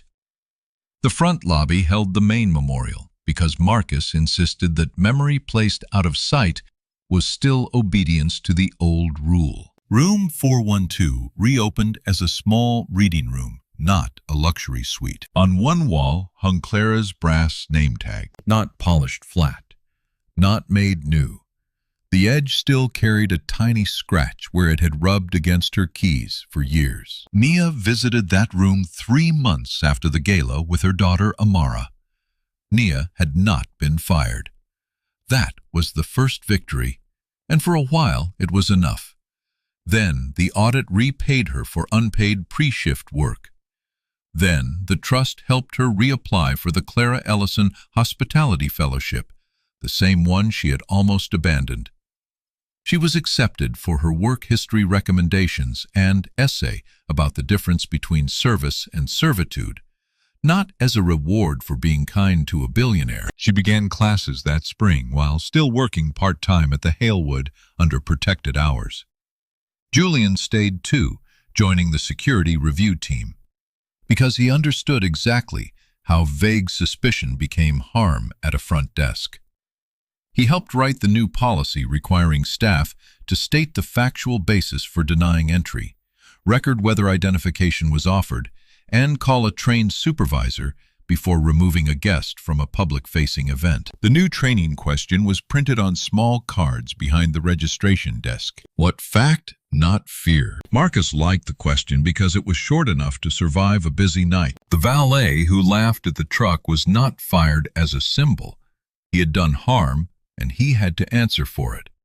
But Marcus resisted consequences that cost only the lowest paid person in the chain. The valet wrote a statement, lost event lead privileges for a time, and sat through training that included listening to former staff describe the service alley before dawn. 3 months later, when an exhausted construction worker arrived for a community meeting in a dented van, the same valet opened the door without hesitation. Marcus saw it from across the lobby. He did not applaud. He just noticed. Real repair often looks too ordinary for people hungry for drama. It looks like a door opening the same way for everyone. 6 months after the gala, the Halewood held a reopening ceremony.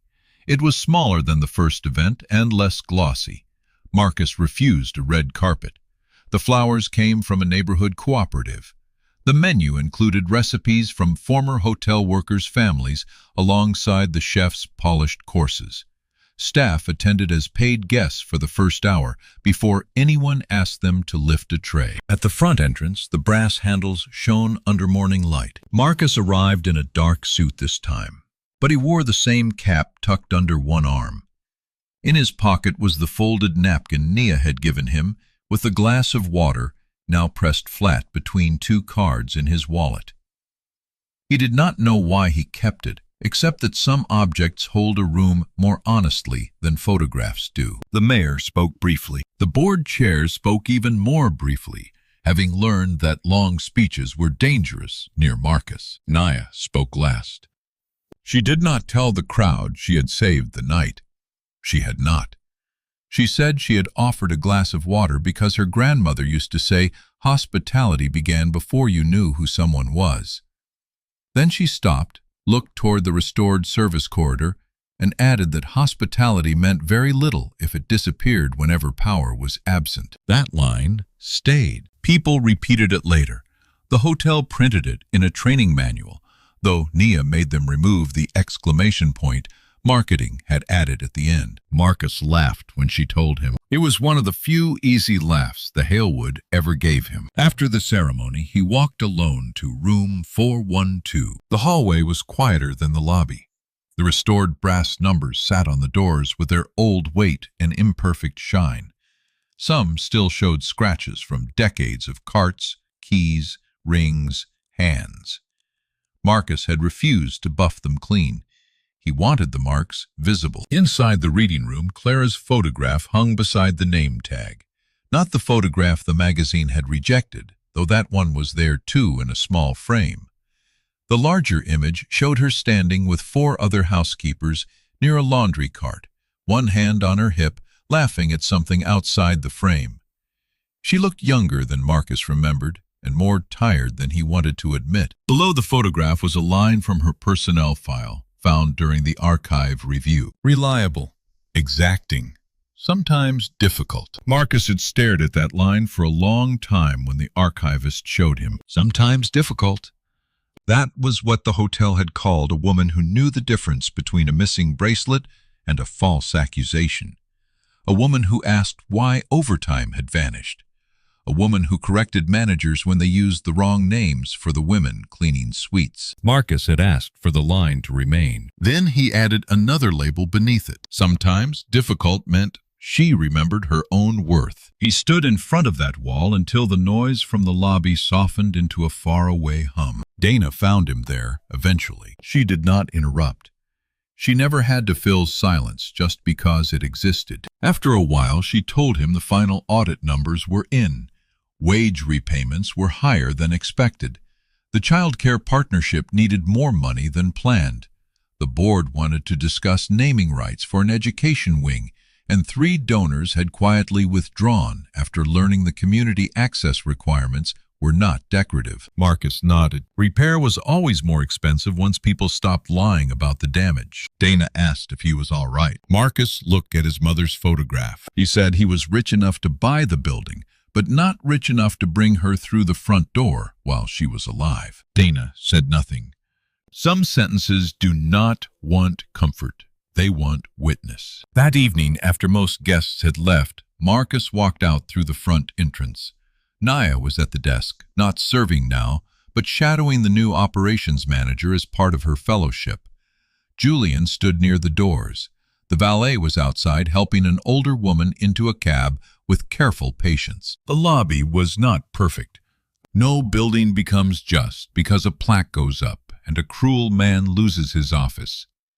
There were still arguments over budgets, still staff who did not trust the new hotline, still donors who liked worker stories better when they did not affect table assignments.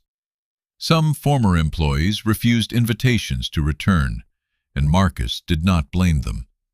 Not every wound wants a ceremony, but something had shifted from image into practice. At the registration desk, a man in paint-stained pants approached, holding a printed confirmation for a community contractor meeting. He looked nervous under the chandeliers. His boots were worse than Marcus's had been that night. He held the paper as if expecting someone to say it was not enough. Nia greeted him by name. She checked the list. She asked if he would like water while he waited. No one laughed. No one pointed him toward the alley. No one needed to know whether he was rich, important, connected, harmless, dangerous, famous, or useful before deciding he deserved the ordinary dignity of being believed long enough to be helped. Marcus watched from near the front doors with Clara's cap in his hand. For once he did not feel the old building teaching the same old lesson. The brass handles opened. The man crossed the lobby.